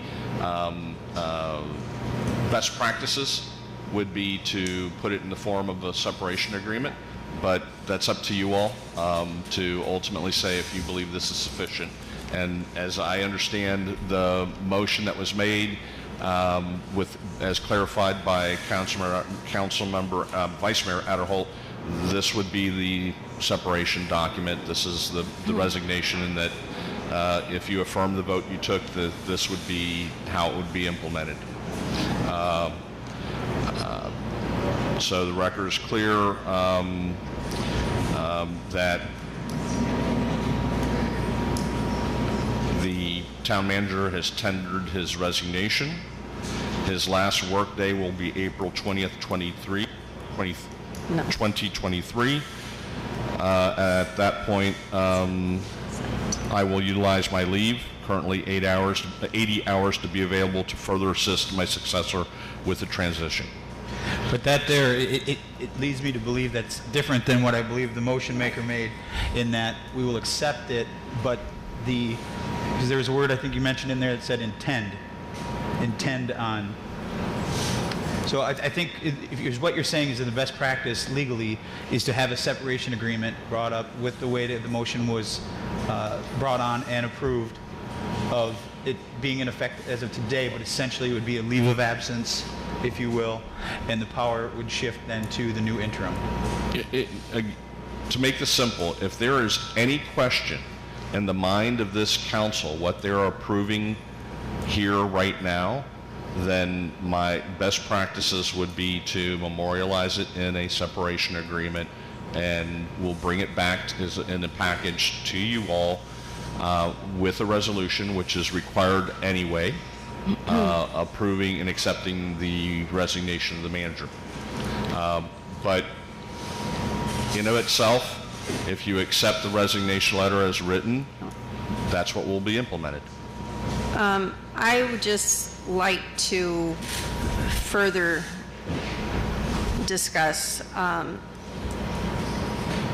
Yes, I would like to have a separation agreement separately put together by an employment law attorney at the state of Florida. Along with that, accept a resignation that would be effective as of today, or suspension with pay pending this further discussion and submitting that employment separation agreement, so that we all have exactly what is outlined on paper for all sides to understand. But it would be a leave of absence beginning this moment, and moving forward with the discussion for the next week, and then we will have the separation agreement available to us for our next meeting, which is Monday, November 21st.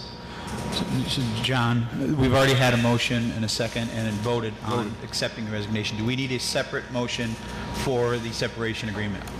No. If you, what I would suggest is if you are find as a majority of the council, Councilmember Woodson's suggestion, that you make a motion to rescind the prior vote and accept hers as a substitute. I just feel like we're making this harder than what it needs to be. Roger's pretty much spelled out, and Roger, thank you for the service you've given this town, and thanks for being willing to say, as a former broadcaster, we used to call them consultants, so be a consultant to help us with this transition and moving forward. We've already voted on it. It's time to move on. Well, I'm comfortable moving on, but I want to make sure Councilor Woodson is comfortable because she does have an HR background. This has again been thrust upon us very suddenly. Would you prefer that I rescind my motion and we restate it with your proviso? I would prefer to have a separation agreement signed, sealed, and delivered. Yes. I would move that we rescind the motion and proceed according to the path that Councilor Woodson has just suggested. And John, you mentioned that we also would need to do this by ordinance? No, you need to, the language in the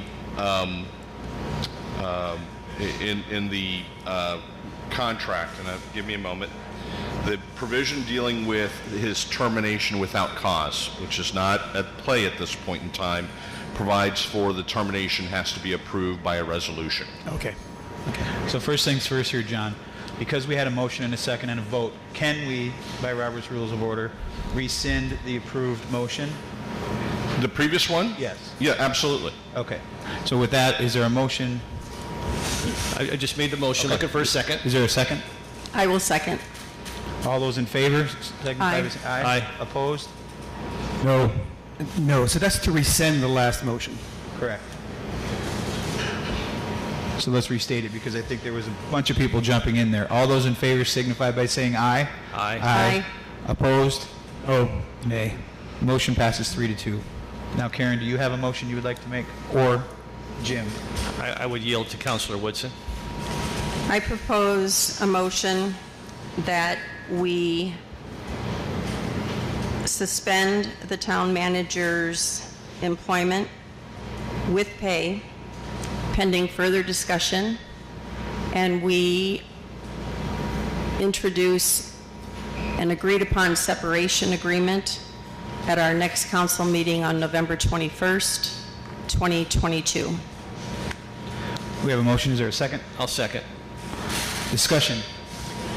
It seems like we're going through a lot of gymnastics here to try to take a week off of Roger's time in office. It seems like another path would just be to get a separate agreement with Roger that we bring in front of the next meeting and then take the action at the next meeting. I don't know what benefit we get from not having Roger doing his job for the next week. Thanks, Councilor Veach. Any other comments? All those in favor signify by saying aye. Aye. Aye.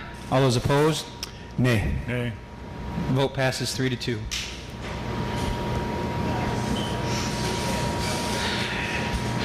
All right. Councilor Adderholt, you still have the floor. Anything else on your list? I have a number of things on my list, but I think given what we just talked about, I would yield to the mayor for a proposal to moving forward. Well, I guess the proposal would be to work with the state to bring in someone immediately to bring back before council. It may mean that we have to have an emergency meeting before next Monday to approve that. So I guess I don't necessarily want to make the motion. I can't make the motion, but I mean, the town manager's resignation is effective immediately. We need to have a plan as to who's going to be our town manager, our interim town manager, effective immediately. Yeah, he shouldn't just walk off. As I understand it. And is that the case, or do we have to name someone interim town manager until we can have the people that? Yeah, well, in the absence of an interim town manager, there's no one to run the administrative administration of the town. I mean, the department heads, I presumptively will continue to work, but there's no one for them to answer to, and there's no one to give them direction.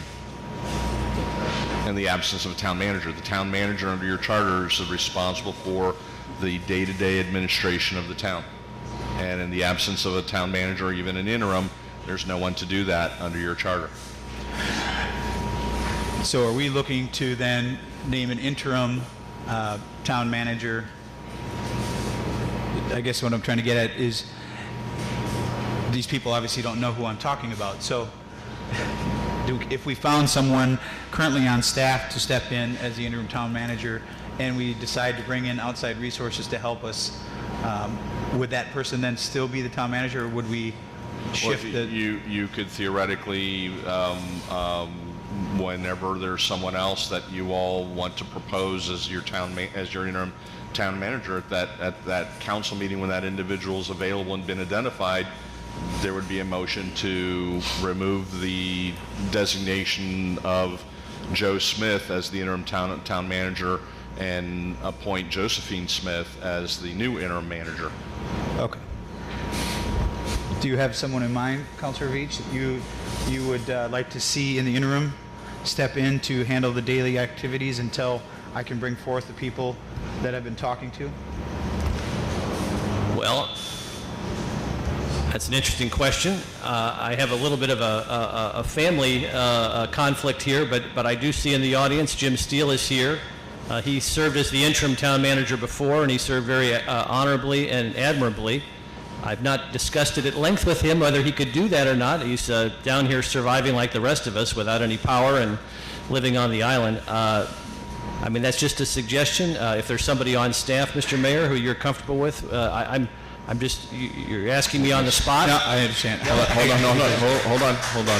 So, okay. Town attorney, is there a conflict of interest? Yes, there is. So while he certainly can talk about, who may be interested, the vice mayor should not make either the motion or second it, and should declare a conflict, sign the proper paperwork, and refrain from voting on the matter, because as I understand it, Mr. Steele falls within the class of individuals under state law that relative, and there's a state statute on the ethics laws that say that a council member can't vote for employment. I would say two things, John. First of all, John's absolutely right. Just for full disclosure, Jim Steele's my uncle. And but the mayor put me on the spot and asked me who I thought could do that. Yeah, so that's the reason why I said it. I don't make the motion. I don't even know if Jim Steele is able or willing to do it. I know he's done it ably in the past, but I would yield to other suggestions from the council. I obviously, Mr. Steele has to comment. I would not participate. I would recuse myself in any of that. Doesn't matter to me from a family standpoint, but I certainly want to respect the state statute on that, so I would recuse myself. But again, open for suggestions. Again, I've not talked to Mr. Steele about this, so I don't know where he is life stage-wise. And I know just upon my previous conversations that it would need to be very, very short-term, because he's certainly done his service to the town. All right, thank you for that. First, let's see if there's any interest from other council members that could vote on it to have Mr. Steele come in. And then if there is interest, we'll it's probably a little unorthodox, but ask to hear from Mr. Steele if that's something he would be interested in. I have a very strong interest in having Mr. Steele as our interim town manager. The question I have is, because there's a relationship between Councilman Vice Mayor Adelholt and Jim, does that preclude us from having him, or that just precludes? No, just precludes from the vice mayor from being able to vote on the matter. All right, then I make a Okay, motion. so we have some support. Mr. Steele, would you like to comment on whether or not that's something you'd be interested in? Obviously, we would still have to bring it to vote, but not to put you on the spot, but your nephew here, via him putting him on the spot. I would be interested on a short-term basis. Okay, thank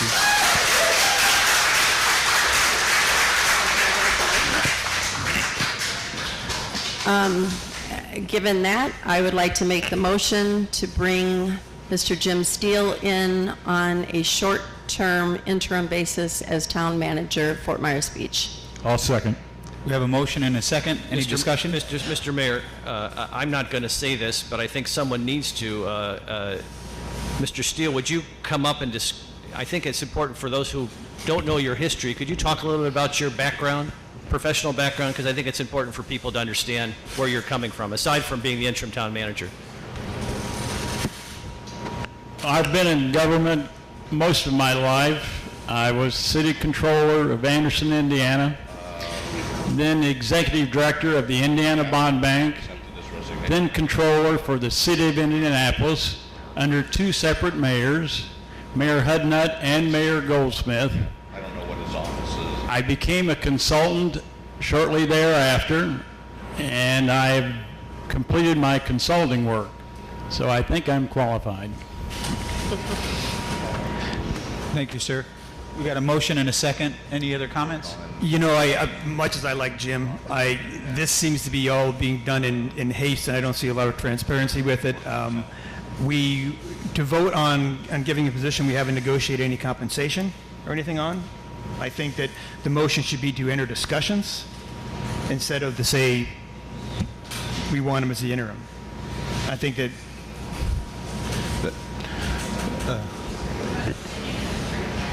Mr. Steele has got another comment. If it's a short-term basis, like less than a week, I will not charge the town a cent. you said less than a week. Less than a week, you said. Today's a week from Monday. I won't charge you anything. And if you still want me after next Monday, then we'll talk about it. So the plan is to have an interim manager for a week, and then by next week we're going to select a new manager, permanent manager. We're going to have somebody in place. There'll be potential for that. Our town manager, although he has left, obviously is still available for help. I would John, based on Mr. Steele's comments, is that something that we can move forward with? Yeah, it would be at least at this point in time. The motion would be to appoint Mr. Steele as the interim manager for a period of time not to exceed 1 week at zero pay. Beyond that, then next Monday you're going to have to take up the issue again. Sure. And if the desire is potentially to continue with Mr. Steele, then at that point in time, next Monday, it would be my recommendation that you make a motion to direct staff and whoever, an individual who you all designate to negotiate maybe a longer term agreement with Mr. Steele. Now, John, isn't there procedure for selecting a town manager in our guiding document to saying what we do? We won't just say, somebody. The job is yours. Your permanent town manager. There are rules of procedure. In the policies and procedures, but I don't believe, and I can look and check very quickly and get back to each one of you before the end of the day. But I don't believe that there is a similar requirement with respect to an interim manager. I do know that there's a specific procedure laid out in your policies and procedures that you all have adopted on the hiring of a full-time town manager, plus your charter has language, and I'm paraphrasing, that has to be someone who has the requisite skill set to serve as a town manager for the permanent position. But that procedure won't be complete in a week. I think I certainly would doubt it, but there is a path set forth in your policies and procedures as to how the town goes about the process of selecting a permanent town manager. And that procedure is in place to both allow us to solicit any candidates that are available and do the selection process in an open and transparent manner. That's the reason that's laid out. And I understand that Jim would step in for a week, but I don't see this procedure taking a week unless we're avoiding this open and transparent process of finding a new town manager. No, I'll touch on that. I think I know where you're going with that, Bill. No, The people that I've been in discussion with, it is not my intent and it is not their intent for them to be our town manager. Their intent is to be our short-term town manager while we go through the process to find our long-term solution. That is what I was proposing at the beginning. It has nothing to do with picking our long-term solution. This is just to get us through as we can vet out our new potential town manager.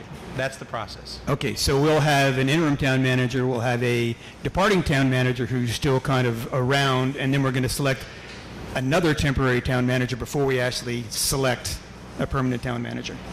Well, however you feel you need to compartmentalize it is up to you, but that is where we're at. We've had a motion, we've had a second, we've had a vote.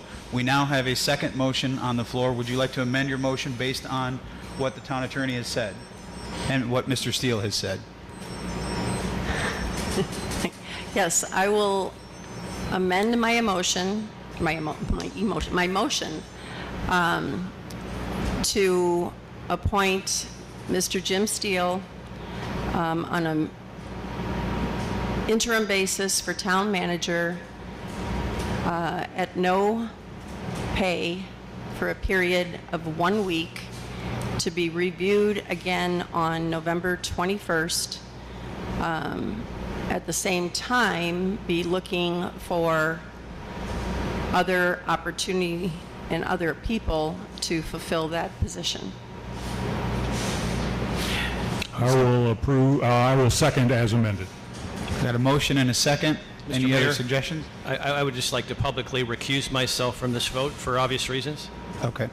And I would just like to thank Mr. Steele for stepping up once again to serve your community. I appreciate it.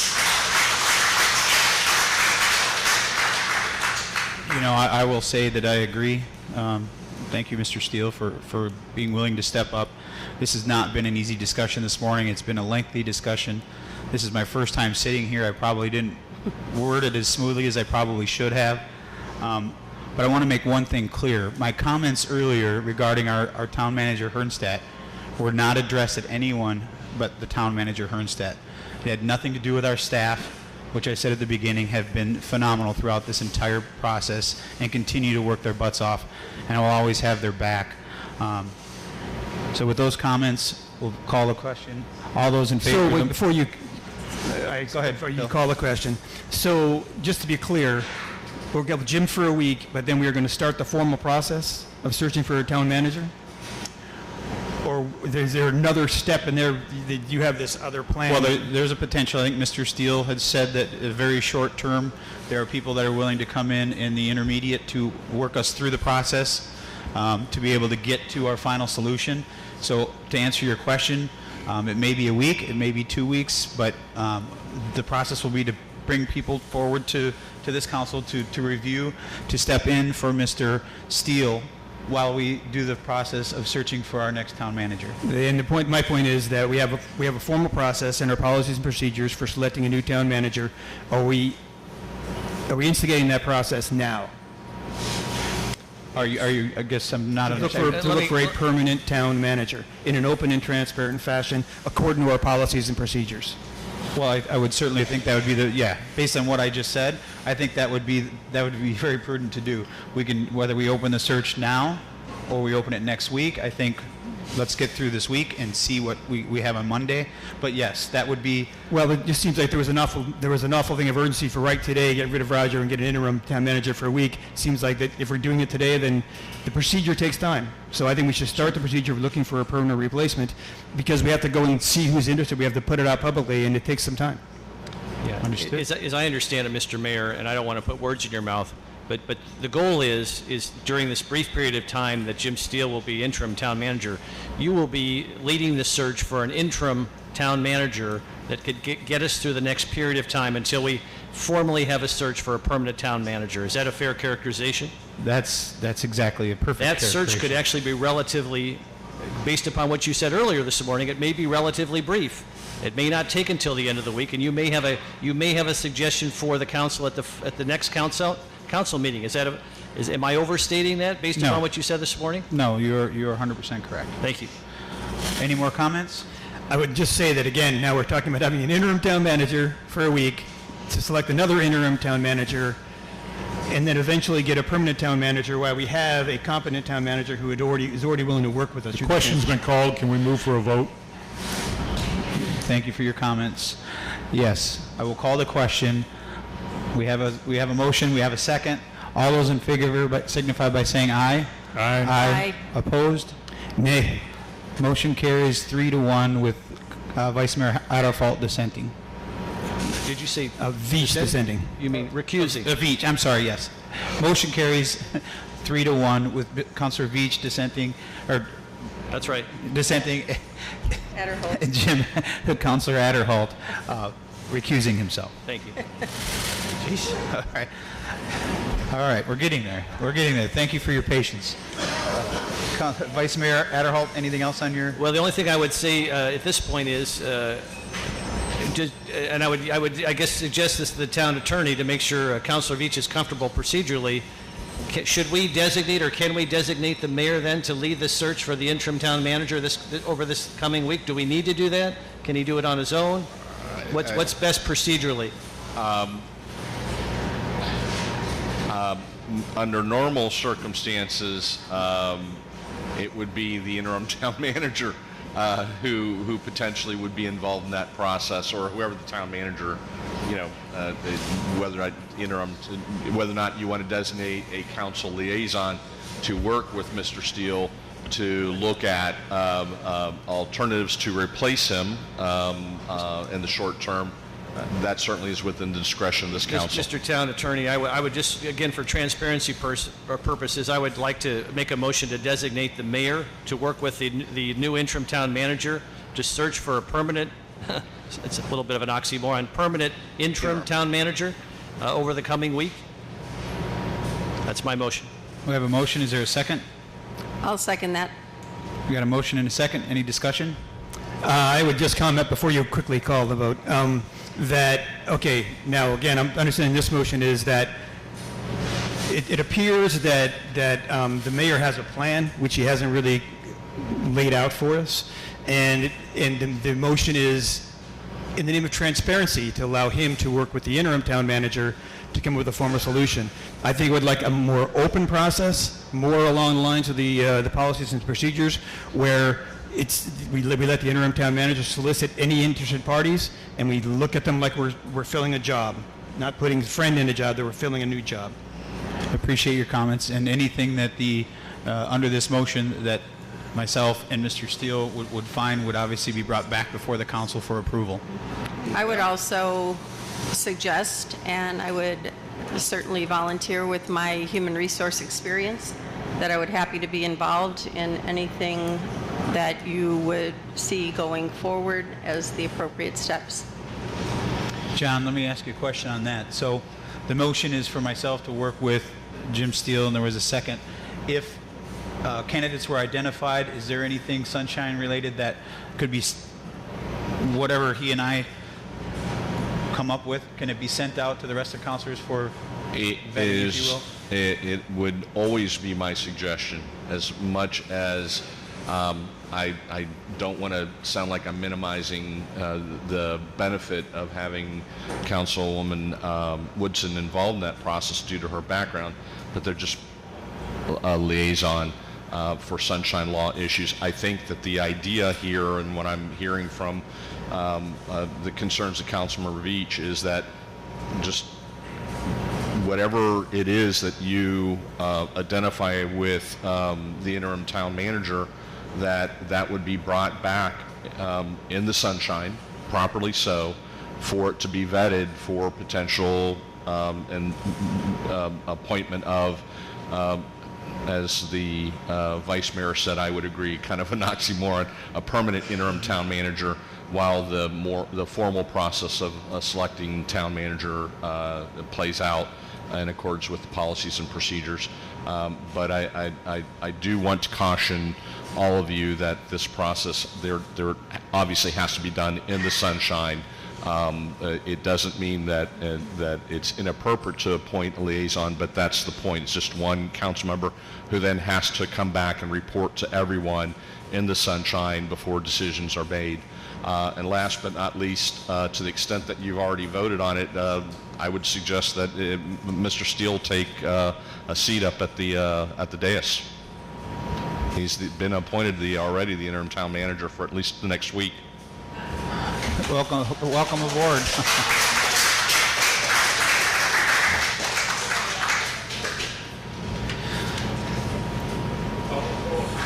With that, we have any other comments? I'll call the question. All those in favor of the motion signify by saying aye. Aye. Aye. All those opposed? Nay. Motion carries 4-1. Vice Mayor Ederholt, anything else on your list? You know, I have a lot of other things on my list, but I think we've had enough from me today. I would yield to my colleagues at this point. Okay, Councilmember Veach, do you have anything on your list? Sure, lots of things. Questions actually would have been for Roger, some of them. One thing that we should have, I think we should expedite as part of our future agenda, is a review of our budget, because we just voted on a budget recently, but the situation has changed so radically that I think we need to dive back in and modify the budget. There is a position to do that, because we have things like, a loan for a renovation of Times Square, which obviously isn't going to happen. There's a lot of different things, and we have other needs that we didn't have before. So I think that I would recommend that we do a budget review and look at the decisions we made from last year and see which of them should stay and which of them we need to either free up funds or that are not necessarily pertinent to our situation today. Is it new interim manager Steele? That is something that's in your wheelhouse. Is that something that you can prepare to have for us?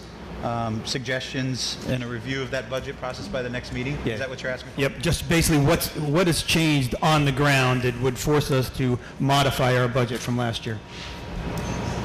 Is there consensus of council to go forward with that, move it on the agenda?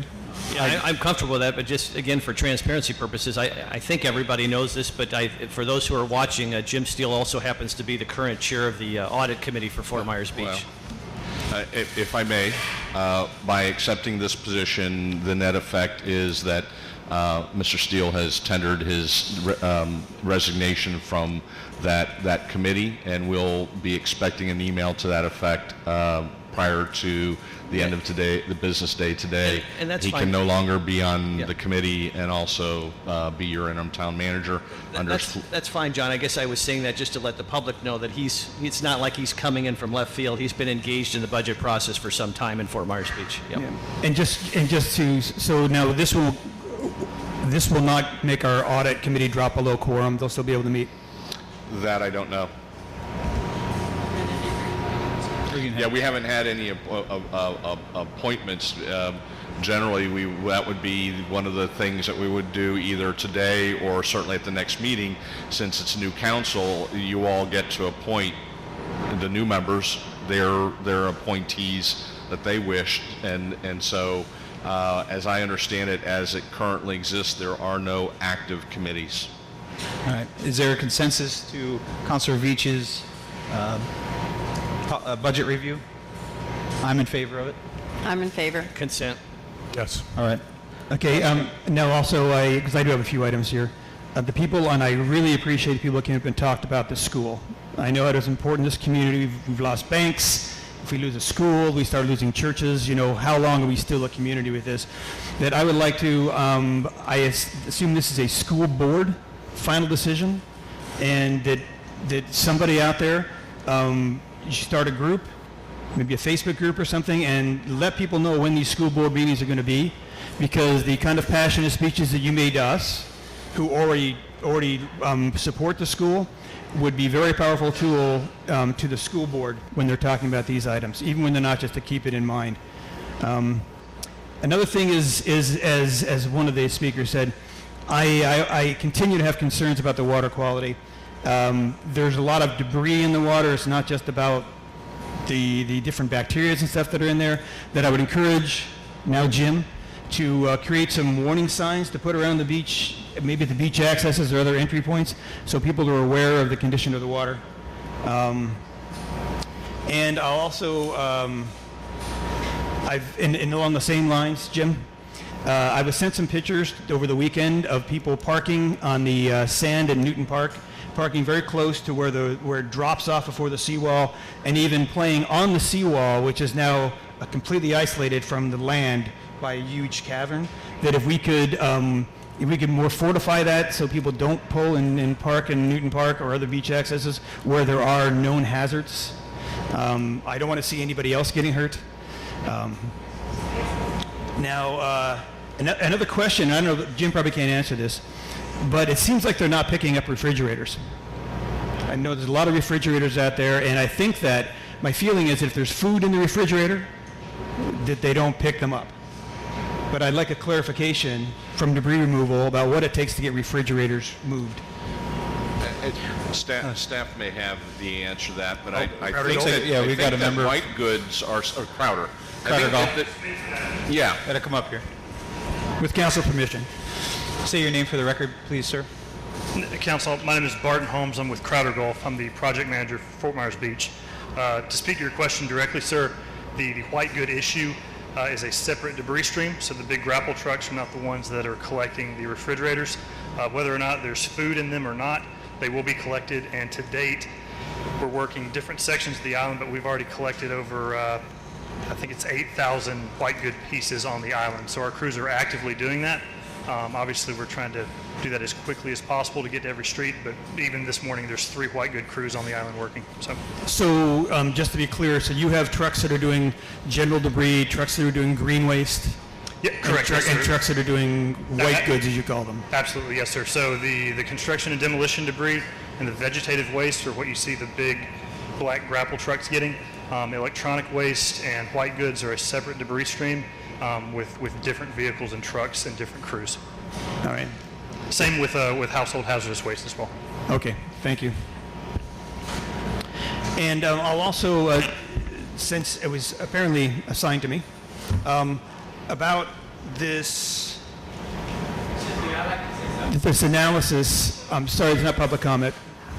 Okay, part of the analysis that was sent by the Florida Department of Emergency Management about the 50% rule, I found was pretty interesting. And I've seen you've all, maybe the interim people haven't, but this is an opinion that was brought up when the county was talking about changing their ordinance on how the 50% rule was calculated. And the conclusion they had was that, right now we have 50%, and then you add 20% to the structure divided by 2, and then and that's the value that we're going with. They concluded that codifying a fixed adjustment factor in the locally adopted definition of market value is inconsistent with FEMA guidance. They also said that codifying a fixed adjustment for market value is not consistent with the FEMA approved definition. So this kind of and they also said that the county property appraiser is the appropriate government official to determine the adjustment factors and the value. So when I read through this, and even they're talking about a period, the recommended period of going back to the appraisal cycle, that this to me says that by FEMA guidance that we would just have the 50% without any additional adjustment factor outside of what the county appraiser does with his addition. And I don't know how many people out there who are waiting to decide whether or not they're going to go forward with trying to get underneath the 50% rule, and whether that 20% is the difference to them being able to or not being able to. It's an important consideration. I think maybe worth getting I don't even need more clarification for FEMA, but to try to just get to the bottom of what we can do and give people as much guidance as we can going forward. I can opine on that a little bit. I believe today that the county commission was going to be discussing this specific item. Their attorneys had basically told them to table this until they could discuss it at today's meeting. What the outcome of that is, I don't know yet, but thank you for bringing that up. Those of you that don't know what that letter says, is it was sent to the county commission stating that they could not add a percentage factor on top of the home value that you received on your LIPA.org letter. So ours... It also clarifies that it's the county appraiser's job to come up with the values that are acceptable. It's not the town's job. It's the county appraisers. And even to add the additional factor is the appraiser's job. Yeah, I think we should follow up with how that meeting went today to see if anything has changed since that letter was sent out. Okay, and I think along these lines too, I think I'd reiterate again, I would appreciate maybe having a management planning meeting where we can discuss these things more in depth and air it out for everybody to see the discussions that go on about it. Okay. Anything else, Councilor Veach? I think that's it. Okay. Councilor Woodson, anything on your restoration of Fort Myers Beach agenda? Except the fact that we have to go forward and go forward positively and quickly and have people involved and have planners and get organized behind this. I think that's extremely important. The only other thing I want to say, and I don't even know if it's appropriate, but I'm going to say it anyway. I just want to thank everyone for the support that you've shown myself, that you've shown John, and the rest of the council in their support in welcoming us. Thank you. Councilor King, you have anything you'd like to add? Yes, sir. On a microphone, I'll be glad to do that. I'd like to see us waive permitting fees for up to 90 days. I'll make that a motion. We have a motion. Is there a second? I'll second that for discussion purposes. We have a motion and a second. Any comments? There's nothing accompanying this to say what that will cost us. I mean, we have almost every structure on the island has been affected. And if we have, 4,000 structures on the island and every one of them may need a permit, we could be talking millions of dollars. I think approving this without doing an analysis of the financial impact of it would be reckless. I would ask Councilor King if he would amend the motion to have it coincide with what the Fort Myers Beach Fire District has already done. They've put a 90-day moratorium on. Their clock started ticking obviously sooner than ours because this is the first time we've been able to get something like this passed. Would you be amenable, Councilor King, to amending the motion to have it flow in concert with the Fort Myers Beach Fire District's moratorium, which would mean it wouldn't go as long, but we always have the ability to extend it. But at least we would be consistent with the fire district. That's why I worded it as up to 90 days, so that could fall within that time period. And so just for clarity purposes, the motion would then potentially, or would then be, could we sync it to the fire district then? Would you be comfortable with that? And that's why I worded it that way. Very good. Thank you. Any other questions? So just so we're clear. Once again, if you're worried about budget and you're worried about finances, I think without knowing what this is going to cost or without putting some kind of cap on it, I think this. And the other thing about it too is honestly you are forcing. This is not our money. This is the taxpayers' money. So you are telling other property taxpayers that they have to pay for someone else's permit if they get it in within 90 days. If you can't get it within 90 days, you don't get it. And we have no idea what the financial impact is. This is not trivial. This could be millions of dollars. And I think moving forward without knowing what that impact is, I think is reckless and financially irresponsible. I think it's a help to the taxpayers and those people that want to rebuild here. Any other comments? My initial comment was why only 90 days, but I will go with the 90 days.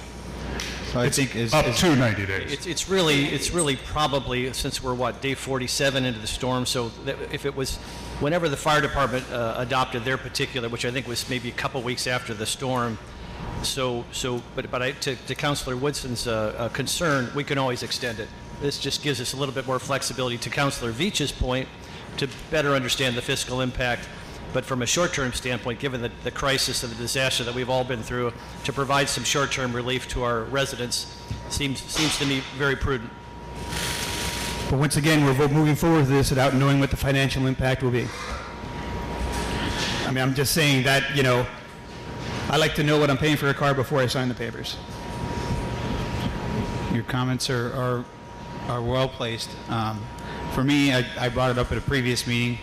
I think we've asked this community to do some things that cost them money that, although it was needed for safety, we have to be cognizant, in my opinion, that they have expelled a lot of extra money that, unfortunately, the storm made us go through. But if this is a small step, and I agree, we don't know what that financial impact will be. but I believe Mr. Steele will be able to help us get that information fairly quickly based on what permits have already been applied for and what have been received. But I will support the motion. So with that, I'll call the question. If there's no other comments, all those in favor of the motion signify by saying aye. Aye. Aye. All those opposed? Nay. Motion carries 4-1. Mr. King, anything else on your?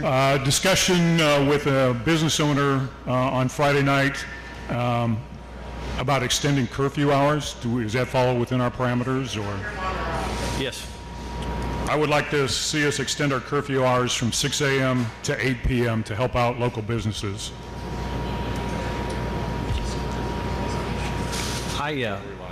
For purpose of discussion, I will second it, but I would be I didn't see Captain Lalo here. He's been in every single meeting, and I don't know if there's a representative from the Sheriff's Department here.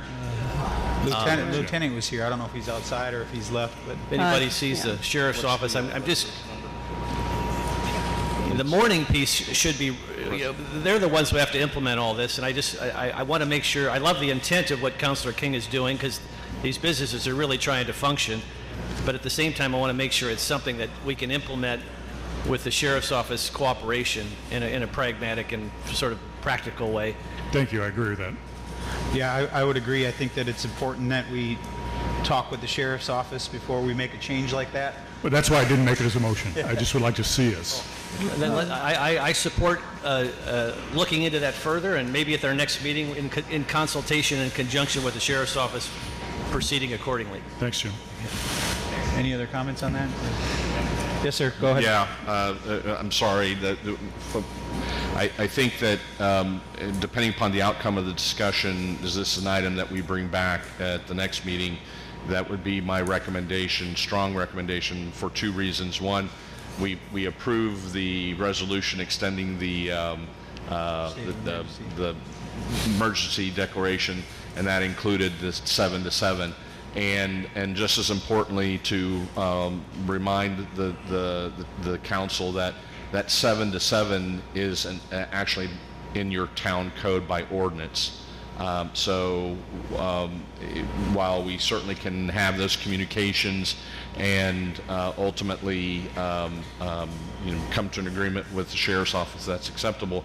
But then in order to make everything legal, which is my job, then we would actually have to adopt an emergency ordinance modifying that current code provision that says from 7 a.m. to 7 p.m. to state presumptively from 6 a.m. to 8 p.m.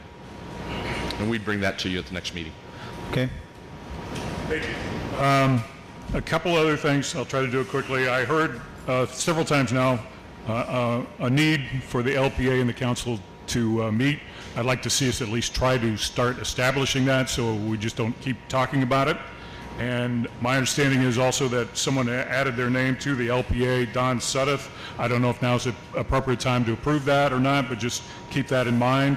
Then again, I'm also hearing about the beach not being cleaned up. I know part of that has been turned over to the state, but I think we have capable public works people here that I understand had been out there at one point doing the work, and I would like to see them get out there and continue that effort.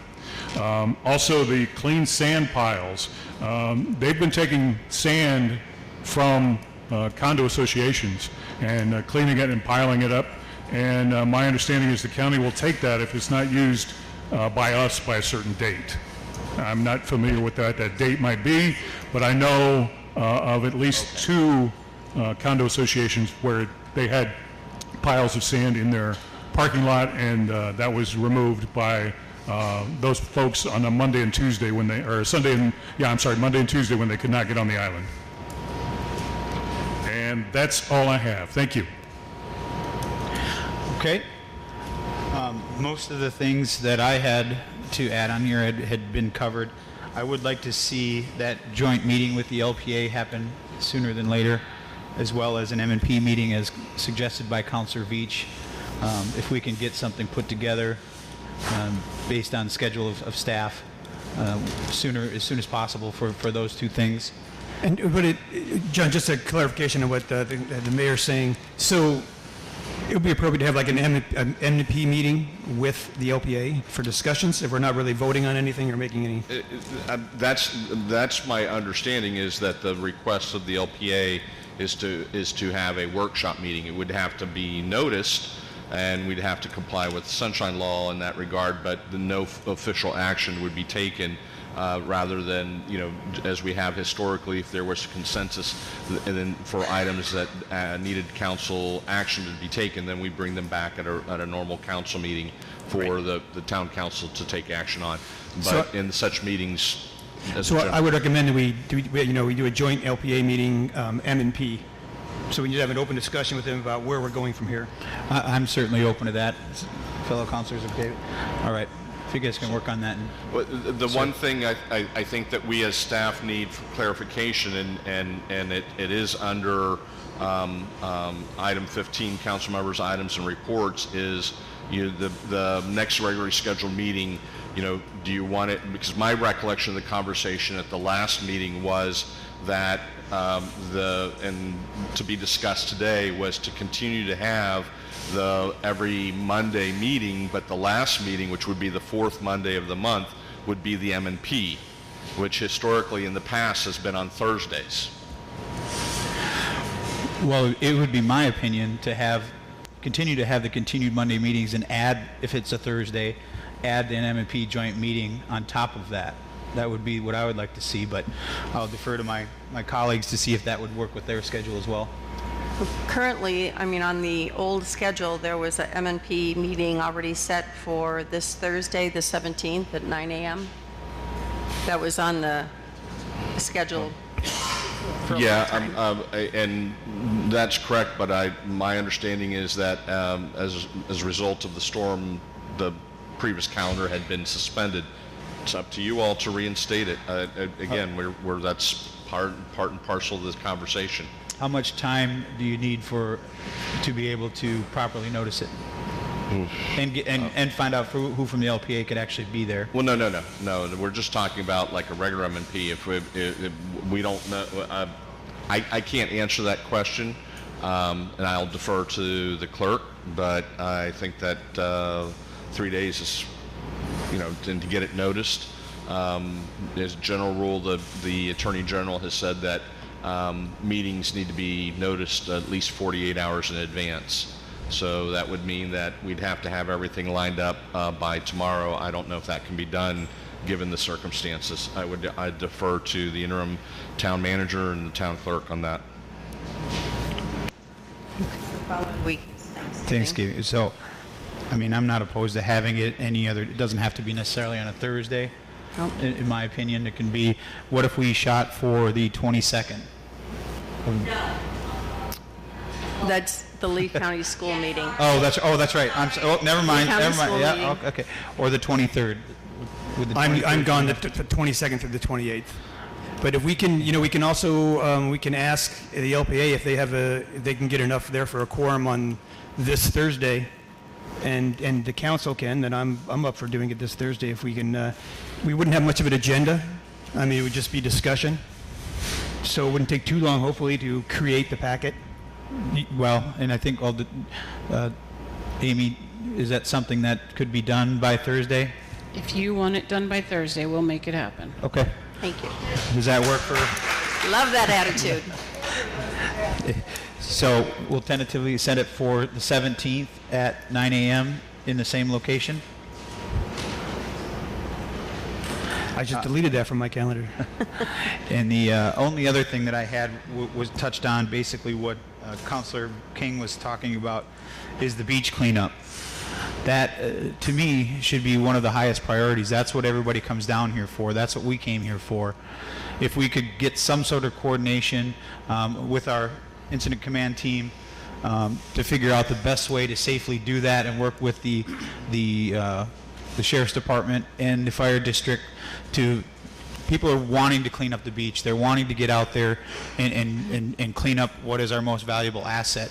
If there's something that we could do, maybe we can coordinate with Sanibel and have one big day. I don't want to speak for Mayor Smith, but I know that she's as gung-ho as I am about trying to get our beaches back as fast as possible. So maybe we can work with the state and come up with something that we can do relatively quickly to get our community out there and get the beaches cleaned up. So it is soothing to the soul when you can walk out there and watch the sunset again. It lets you forget about your day of cleanup and things that have been taken from you. So if it's something that we can do, I don't know, maybe if one of our incident commanders are here, they can plan on that. I really appreciate the sentiment, something I've been thinking about. I know that Bill Perry has gone out and on his own cleaned up large debris. I have concerns about water quality, and if someone gets a scratch picking something up in that water, I have concerns about safety. Because I thought about reaching out to Keep Lee County Beautiful. They do cleanups all the time. We probably get a pretty good crowd. Sure. If we can come up with a way with doing it safe, then I would be happy to help and participate. Well, Councilor Veach, would you want to kind of head that up to try to get some organization going for that? I'll talk to maybe the people that keep Lee County Beautiful and see if there's something that they have concerns about safety before they put their volunteers out Sure, there. 100%. Mr. Mayor? Yes. Along those lines, if I could ask for consent from the council, I see Mayor Smith is here, and let me just say that's amazing that she's taking time away from her day to be here, and so thank you again, Madam Mayor. I want to ask consent for the council for the agenda for next Monday, if we could put on that agenda the assignment for the TDC committee. I'm a firm believer, having watched Mayor Smith in action at the TDC, I'm a firm believer that the mayor of the town should be the representative for the TDC, given the critical role the TDC is going to play in our beach renourishment and other dynamics that impact our island. I've enjoyed serving on the TDC. It's been an honor, but I really think our mayor should serve. So I would ask the clerk and the attorney to make sure that that's on with the consent of my colleagues, if that's on the agenda for next week, so we could, at a minimum, we could maybe do some other ones too, but I wanted to make sure that the new mayor was appointed in time to be appointed and then actually attend as a member of the TDC for their next meeting, which I believe is on December 8th at 9 o'clock. So I'm asking for consent from my colleagues. I'm putting the mayor on the spot. I'm hoping he'll be willing to do that. I know he will, but I just for the record, I thought it was an appropriate time given the conversation regarding our beach. Well, we are going to have we are going to go through the process of reassigning all the different That'll be on liaison next agenda, positions. right? Okay. Just want to make sure that's on the agenda for Monday. With that, I don't have anything else on that, so we'll move on to the... I have one more question. I just have one more question. So I know that we are scheduled, according to our agenda, that we have a meeting on Monday, November 21st at 9 a.m. That would be a council meeting. We talked about having I know we got a lot of meetings this week, but having a special meeting to discuss the transition and separation agreement, that type of thing, or are we just going to have that on the agenda for next Monday's meeting? My intention was to have it on the next agenda, not regular agenda. Yeah, I don't know that, unless the council feels that they want to meet for that specific item earlier. But I'm just bringing it up just in case we have it out there so that we can all be in sync before the next town council meeting. I think I see what you're saying there. I'll ask my colleagues if that's something that they want to do to, before Monday, have a meeting to discuss a potential replacement of the interim town manager before then. If the mayor feels like that, being the designee for this task, if the mayor feels like that he will have a recommendation for the council prior to Monday, I'm open to that as well. Okay. And I believe I could call a special meeting now if we had to, if we needed to before next Monday. Is that correct? No, is this something that we're just going to be time? discussing or taking action on? Because it's just discussing. Could we do that as part of the M&P? You can have any discussion you want at any meeting. Taking action requires a regular or special call meeting to actually be scheduled to take place where something can be voted on. At MNP, it's just a workshop and no votes can be taken. So if this is to be able to review the separation agreement and discuss it, I think we can just, I don't know why we can't do that at the MNP meeting and then vote on it Monday. That certainly makes sense to me. We'll plan on doing that at the Thursday meeting, John, if you can have that ready to go by then. If I can, I will. In any event, I'll be reporting to you at that point in time. Okay. Anything else, Councilman? Councilwoman? No, I'm good. All right. The next is final public comment. Do we have any speakers, Madam Clerk?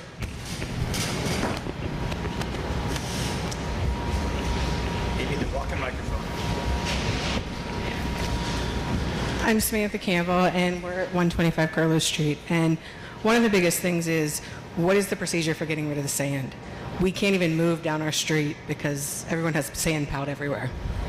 You know, we've watched the debris trucks every day. We haven't seen one in 4 days. I get it, it's everywhere, but is there some kind of schedule for it that we can see when our street's going to be surfaced? And also on... Thank you. If I could just comment real quick, since I think we're going to start commenting on some of these questions. You asked two good questions. I think our Public Works Director is here today, as well as the debris removal folks. Well, yeah. No, but I mean, you might want to chat with this gentleman. Yeah, right? Jim, what I'd like to do is let people make their comments. We'll make notes. Okay, that's and fine. Then under maybe the town manager's items, we can have those questions answered. That'd be fine. By the town manager or staff at that point. Very good. Thank you. It's pretty warm in here. I think just for the sake of time, it might be smoother than trying to address every single one as we go. I think that's a good idea. Any other comments? Hi, my name's Erin. I'm on PTO. I have 2 daughters at Fort Myers Beach Elementary. To what you were saying regarding the parents and the comments, there is a Facebook PTO page where you can ask to join Access, and then you can get all the good information from our president and just information on helping try to save the school. In addition, we ask for your help by showing up at the Lee School County Board meeting on November 22nd to help fight for our school, because I am on a very small focus group with the PTO and the superintendent and his department, and it is never positive, and it doesn't look good, and the answer is there is no answer. And so if we could just have your help in helping fight to save our school. Thank you. And just before you go, I know we're not, could you just say the name of that Facebook page so people can find it? Yeah, if you just search on Facebook, it's PTO Fort Myers Beach. Okay, thank you. Yep. The time for that meeting? Parent Hold teacher. on. I plan on addressing this at the end here, so to ask for all the information. So we'll cover it at the end. Thank you. Is your public comment? Sure.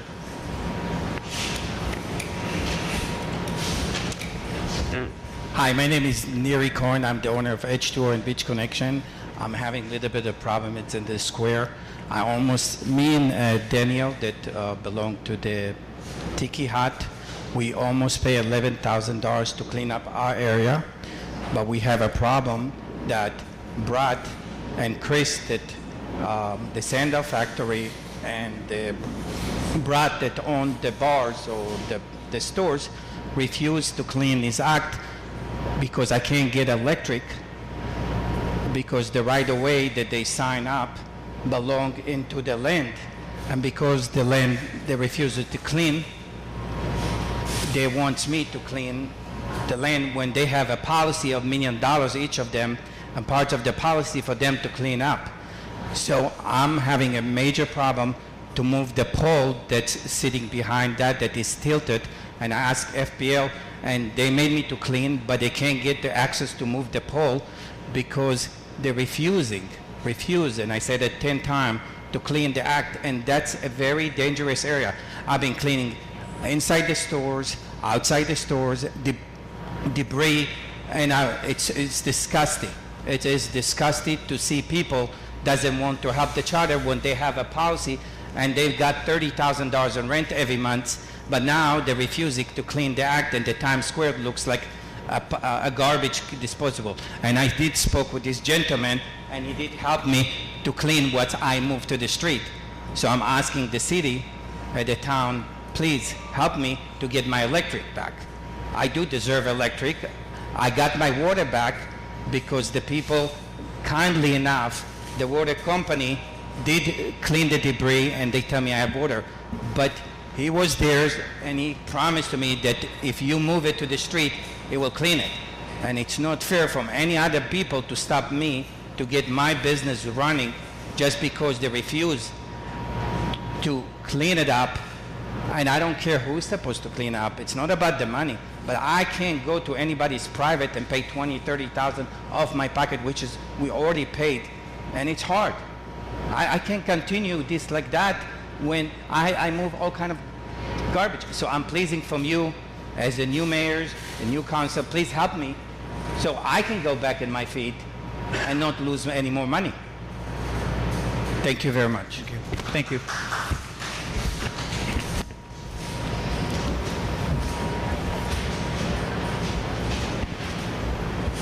So I'm Brittany. I wish I would have talked when there were more people here. I attended Fort Myers Beach Elementary. It's a small community. It's a great community.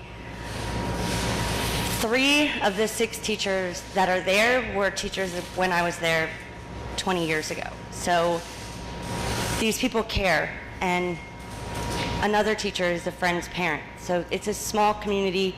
We need everybody here, there, on Tuesday at 6 p.m. at the Lee County School District. We have to save this school. There's no ifs, ands, or buts. Thank you.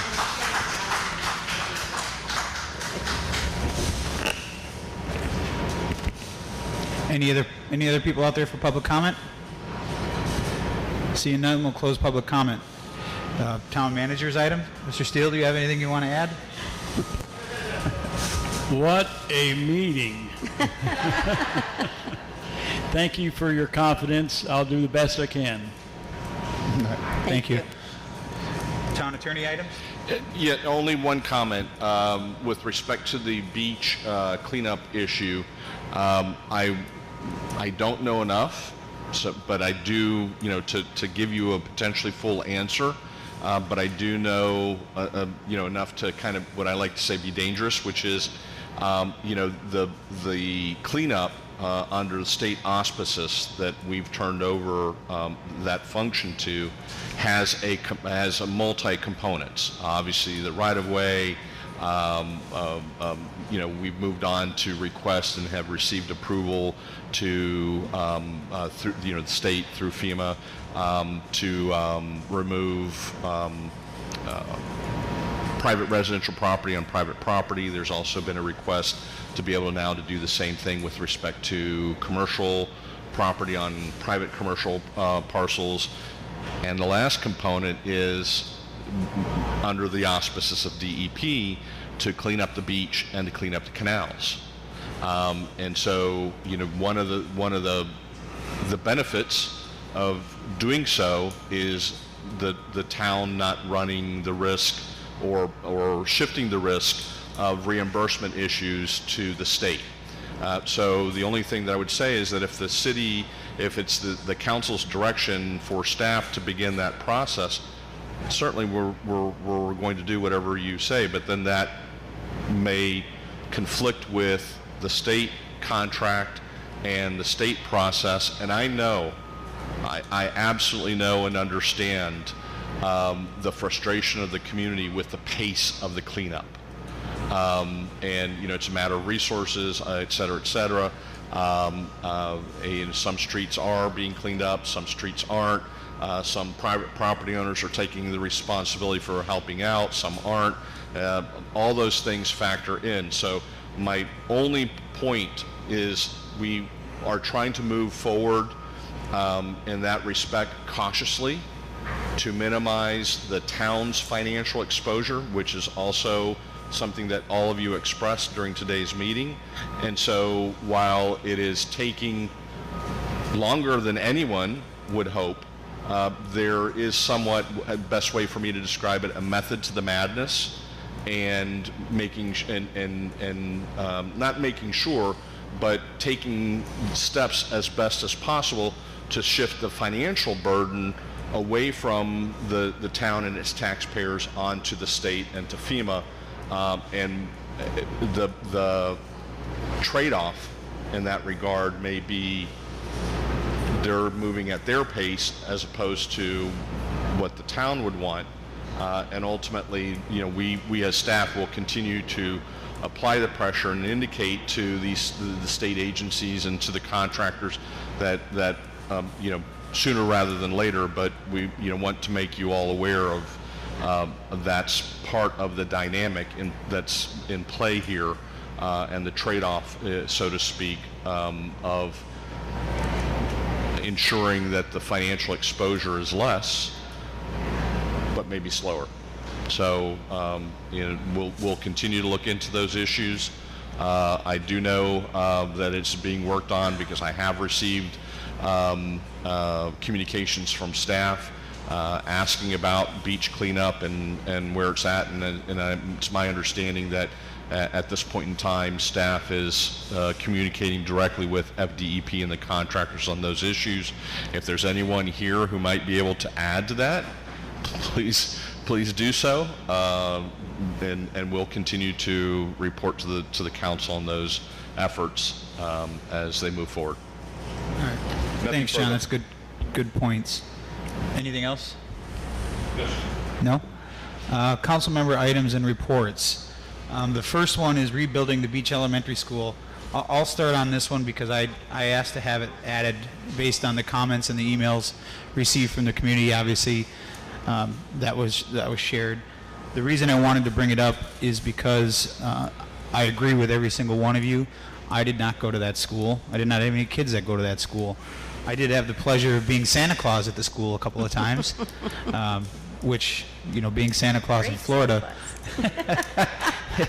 is not always the best job, but to see the kids' faces, it makes it worthwhile. And I guess I wanted to see if there's a consensus, if it will do any good, if there's a consensus from the council to put a formal letter together from staff that we strongly urge the department or the school board to reconsider any decisions they make to closing down that beach school, and give this community a chance to show them that when times are tough and they need to step up, they will do it.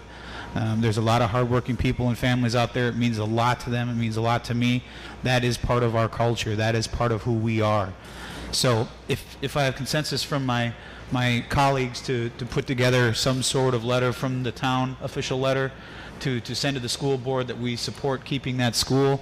And then if anyone has any information pertaining to the November 22nd meeting, time, place, what we need to do, if you could get it to the town clerk so that she can get it out to us, I think you might see a good turnout there, at least from this council as well as the community. So if you can get any information about that meeting to the town clerk, she will get it to us. And I'll kind of leave it at that. Any of my colleagues have any comments on that? Yes, sir.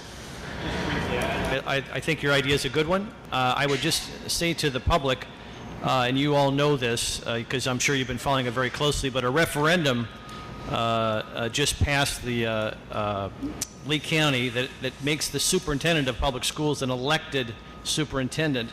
So I would just ask that any correspondence that we come up with, which I think is great, not only go to the school board, but also be sent to the superintendent as well. Very good point. Anyone And else? I'm totally in accordance with doing that. I want to support whatever we can do to keep the school here, keep families involved. And now this is something you hope to have a letter by, I guess there's a meeting tomorrow, is that what I was hearing? Next Tuesday. Yeah. Oh, it's- next Tuesday. yeah. Oh, okay. 22nd. Get it, well, as soon as we can get something together and signed and send to them. Pardon me. Please. Yes, everybody, all of you, please show up in person. Yeah, well, okay, yeah, we got it. Yeah, if once you send it to the town clerk, she'll get it to us, and I think you'll be surprised at how many people show up. All right. I would just say that I agree that I think we need to be there. Send that letter, make it strongly worded, mentioning the points that were addressed today, such as the tax issue, the new Margaritaville issue where workers can bring their kids, and not only send that letter, but then allow one of us to read it during their, I assume, public comment section. So I'm in full support. Okay. The next, anything else on that? Any other comments? The the next regularly scheduled meeting is next Monday. Actually, now is going to be Thursday, M&P meeting, joint meeting with the LPA at 9 a.m. in this tent. Is that correct? Okay. Yep. And then the following Monday at 9 a.m., November the 21st, in the same tent. Anything else? Any other council member items that haven't been discussed yet? I have a quick question for John. John, the emergency order signed by the Florida Department of Emergency Management, now that was for 30 days. That allowed us some things like being able to do Zoom meetings and meet outside the jurisdiction. That's expired now, right? We'll check to see whether or not the Division of Emergency Management issued an extension of that, but otherwise, no, which would mean that we would have to meet within the confines of the town limits, as well as have a fiscal quorum present in order to be able to have a meeting. So we'll look into that. And also, if there's any other changes that are relevant that we should be aware of with that expiring. Yes, we'll find out, and I appreciate the email on that subject. Thanks. Move to adjourn. We got a motion to adjourn. Is there a second? I'll second. Motion and a second. All those in favor signify by saying aye. Aye. Aye. Opposed? We are adjourned at 11:50.